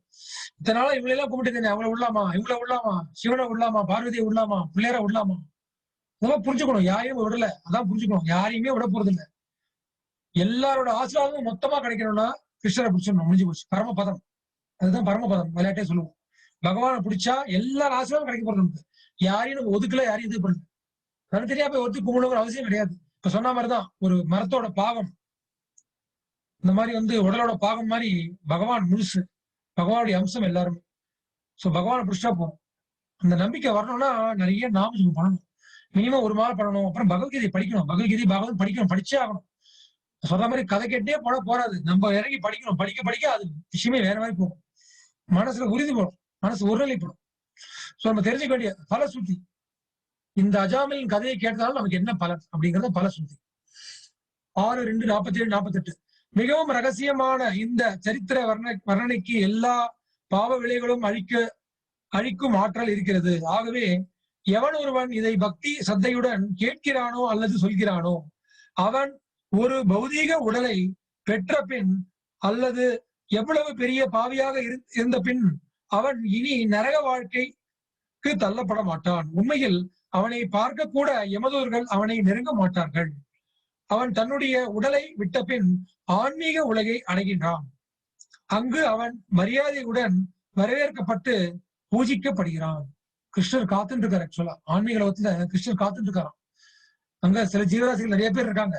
பகவானுடைய படைப்புல முக்காவாசி அங்கதான் இருக்காங்க. கால்வாசி தான் இங்க பாக்குறது நம்ம. அப்போ பகவான் ஒவ்வொரு ஜீவாத்மாவும் காத்துட்டு இருப்பான். ஒரு ஜீவாத்மா நல்லபடியா பக்தி பண்ணி எப்ப அந்த கோலோக விருந்தாவனம் உள்ள நுழைகிறதோ கிருஷ்ணர் கட்டி பிடிச்சு போறான். அப்படி இதனால எங்கடா காண போயிருந்த அப்படிங்கிற மாதிரி ஒரு அப்பா கட்டுப்பிடிக்கிற மாதிரி பகவான் ஏங்கிட்டு இருக்காரு. அதனால்தான் இவ்வளவு கொடுக்குறாரு. இல்லைன்னா பகவான் ஏன் எல்லாம் பண்ணணும்? இந்த பூலோகத்தை எதுக்கு பண்ணணும் சொல்லுங்க? எதுக்கு அவதாரம் பண்ணணும்? பகவான் தேவையா அவருக்கு பண்ணணுமா? அது வேற 1000 கேள்வி வேற நம்ம கேட்கிறோம். அவர் உண்மையிலேயே பண்ணாரா இல்லையா, நம்ப முடியுமா நம்ப முடியாதா, இதெல்லாம் மித்தாலஜிம்பாங்க. இட்ஸ் மித் அப்படிம்பாங்க. அவருக்கு தேவையே இல்லையே. அவர் இங்க 5000 வருஷம் அவதாரம் பண்ணணுங்கிற அவசியம் இல்லை. அவர் பாட்டுக்கு நிம்மதியா இருக்கலாம். அவருக்கு என்ன ஆப்போம்? நம்ம சரணாதி அடைஞ்சா அவர் ஏதோ ஆப்போறதா? ஒண்ணும் இல்லையே. நமக்காக தான் கருணை, நம்ம கருணைக்காக தான் இந்த மாதிரி லீலைகள்லாம் பண்ணி காட்டுறார். நான் இருக்கேன்டா, நான் தான்டா அவங்களுக்கு மூலம் எல்லாத்துக்குமே ஆதி மூலம் நான் தான்டான்னு சொல்லி பண்ணி காட்டுறார். அப்புறம் கிரந்தங்கள்லாம் அனுப்புறாரு. அர்ஜுனன் மூலமா பகவத்கீதையை கொண்டு சேர்க்கிறார்.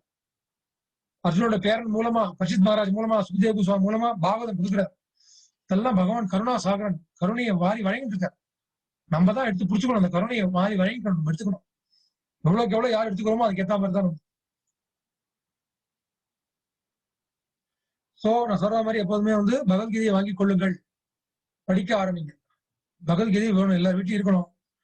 வாங்கிட்டீங்கன்னா யாருக்காவது கிஃப்டும் பண்ணுங்க. ஏதாவது ஒரு தருணத்துல கல்யாணம் காட்சி ஏதாவது இருந்தா பகவத்கீதை கிஃப்ட் பண்ணுங்க. எங்க இருந்தாலும் சரி, கிஃப்ட்னு வந்தா இனிமேல பகவத்கீதை கொடுங்க. படிக்கிறாங்க படிக்கல, அது விஷயம் பரவாயில்ல. என்னைக்காவது ஒரு நாள் யூஸ் ஆகும். என்னைக்காவது ஏதாவது வாழ்க்கையில கஷ்டம் வரும் வச்சுக்கோங்களேன். இந்த தற்கொலை முடிவு போறாங்க பாத்தீங்களா? இந்த தற்கொலை ஒரு வாழ்க்கையில தாங்க முடியாத கஷ்டம், தற்கொலை முடிவு போறாங்க இல்லையா? எத்தனையோ பேர் இந்த புத்தகத்தை படிச்சு, பிரபுபாதோட இந்த பகவத்கீதை உண்மைகளை படிச்சு சொல்லிருக்காங்க. நாங்க தற்கொலை வரைக்கும் போனோம், ஆனா இதை படிச்ச உடனே எங்களுக்கு வாழ்க்கையை மாறி போச்சுருந்தாங்க. தற்கொலை வரைக்கும் போனோம். அந்த மாதிரி எத்தனையோ கேஸ் நிறைய இருக்கு இஸ்கான்ல. இன்னைக்கு பெரிய பெரிய பக்தர்கள் ஆயிட்டாங்க. நிறைய பிரச்சாரம் பண்றாங்க, நல்லா படிச்சிருக்காங்க, நல்ல வேதங்கள்லாம் தெரிஞ்சிருக்கு, பாகவதம் தெரியும், பகவத்கீதை தெரியும், நல்லா ஜெபம் பண்றாங்க. அப்படி ஆயிட்டாங்க. வாழ்க்கை சுபிக்ஷமா ஆயிடுச்சு. சோ தற்கொலைங்கிறது நம்ம கொடுமையான முடியும் இல்லையா? அந்த நேரத்துல நமக்கு தெரியாது. ஒரு ஒரு பொண்ணு மேல ஆசை வச்சிருக்கான், இல்ல ஏதோ ஒரு ஆசை, ஏதோ ஒரு இது, இல்ல கடன் தொல்லை, ஏதோ ஒன்று இருக்கட்டுமே, பகவான் நாமத்தை ஜெபம் பண்ணி பார்க்கணும். அதை விட்டுறக்கூடாது. ட்ரை பண்ணி பார்க்கணும். இப்ப தற்கொலை பண்ணிக்க போறது முடிவு பண்ணியாச்சு, சாக போறேன், அதுக்குள்ள இதையும் ட்ரை பண்ணிடணும். எவ்வளவோ ட்ரை பண்ணியாச்சு. பகவான் நாம ஜெபத்தோட வேல்யூ அப்ப புரிய வரும். பகவானுடைய நாமத்தை ஜெபம் பண்றதா இருக்கட்டும், பகவத்கீதையை படிக்கிறதா இருக்கட்டும், பாகவதம் படிக்கிறதா இருக்கட்டும், அந்த மாதிரி நேரத்துல அப்ப புரிய வரும். அப்புறம் அவ்வளவுதான், மொத்தமா பிளாட் எடுக்கணும். அதுக்கப்புறம் இந்த ஜீவாத்மா பகவான் விட்டு போகாது. அதனால சந்தோஷமா இருந்தாலும் சரி, கஷ்டமா இருந்தாலும் சரி, பகவத்கீதையை யாரும் விடாதீங்க. பகவத்கீதையை வாங்கிக்கோங்க. எல்லாருக்கும் கிஃப்ட் கொடுங்க, தாராளமா கொடுங்க கிஃப்ட். அதுதான் உண்மையான கிஃப்ட், ரியல் கிஃப்ட். அதுதான் என்னைக்காவது உனக்கு வாழ்க்கையில உபயோகப்படும். என்னைக்காவது பிரச்சனை சரி, இதுல ஏதாவது சொல்யூஷன் கிடைக்குதா? ஒரே வாழ்க்கை ப்ராப்ளமா இருக்கு, இதுல ஏதாவது சொல்யூஷன் கிடைக்குதான்னு பார்ப்பாங்க. அந்த பிரிச்சு படிக்க ஆரம்பிச்சாங்கன்னா முடிஞ்சு போச்சு. அதுக்கப்புறம் எல்லாம் ஆட்டோமேட்டிக்கா பகவான் பார்த்து காமிச்சு. அதனால பகவத்கீதையை கொண்டு போய் சேர்க்கணும் எல்லார் வீட்லயும். பகவத்கீதை வீட்டுல இருந்தாலே அவ்வளவு மங்களம், அவ்வளவு சுபிக்ஷம், அவ்வளவு பாசிட்டிவ் எனர்ஜி, பாசிட்டிவ் வைப்ரேஷன். பகவத்கீதையை வச்சிருந்தாலே சண்டை வருங்கிற லெவல்ல இருக்கும். நம்ம அவ்வளவு அறியாமல் இருப்போம், குணத்துல முட்டாள்தனமா இருக்கும். அதுதான் மூட நம்பிக்கை. பகவத்கீதையை வச்சுட்டு படிக்க ஆரம்பிக்கணும். அப்பதான் அந்த மூட நம்பிக்கைக்கும் ஆன்மீகத்துக்கும் ஒரு வித்தியாசம் புரியும். ஆன்மீகமே மூட நம்பிக்கைன்றாங்க சில பேர். கிடையவே கிடையாது. ஆன்மீகத்துல எவ்வளவோ தெளிவான விஷயங்கள், ஆழமான விஷயங்கள்லாம் இருக்கு. அதெல்லாம் படிச்சு தெரிஞ்சுக்கணும். மூட நம்பிக்கை வேற. இதெல்லாம் படிக்காதனால தான் மூட நம்பிக்கை பின்னாடி ஓடிட்டு இருக்கும். இதுவா அதுவா இந்த சகுனம் பாக்குறது அதை பாக்குறது என்னமோ எல்லாத்துக்கும் பயந்துண்டு அதெல்லாம் தேவையே இல்லை. சந்தோஷமா பண்ணலாம். அதனால பகவத்கீதையை கொடுங்க எல்லாருக்கும், நீங்களும் வச்சுக்கோங்க, படிங்க. அப்புறம் பாகவதம், பகவான் நாம ஜபம் எல்லாரும் பண்ணுங்க, நிறைய பண்ணுங்க. ஹரே கிருஷ்ண கிருஷ்ண கிருஷ்ண ஹரே ஹரே, ஹரே ராம் ராம ராம் ஹரே ஹரே. இவரை கான்டாக்ட் பண்ணிக்கோங்க. புக்ஸ் எல்லாம் இதெல்லாம் வேணும், ஜபமாலை வேணாலும் வாங்கிக்கோங்க. ஸோ நம்ம அடுத்த வகுப்புல சந்திப்போம். ஹரே கிருஷ்ணா. கிரந்தரா ஸ்ரீமத் பாகவதம் கி ஜாய். ஜெகத்குரு ஸ்ரீ பிரபுபாத் கி ஜாய். ஹரே கிருஷ்ணா.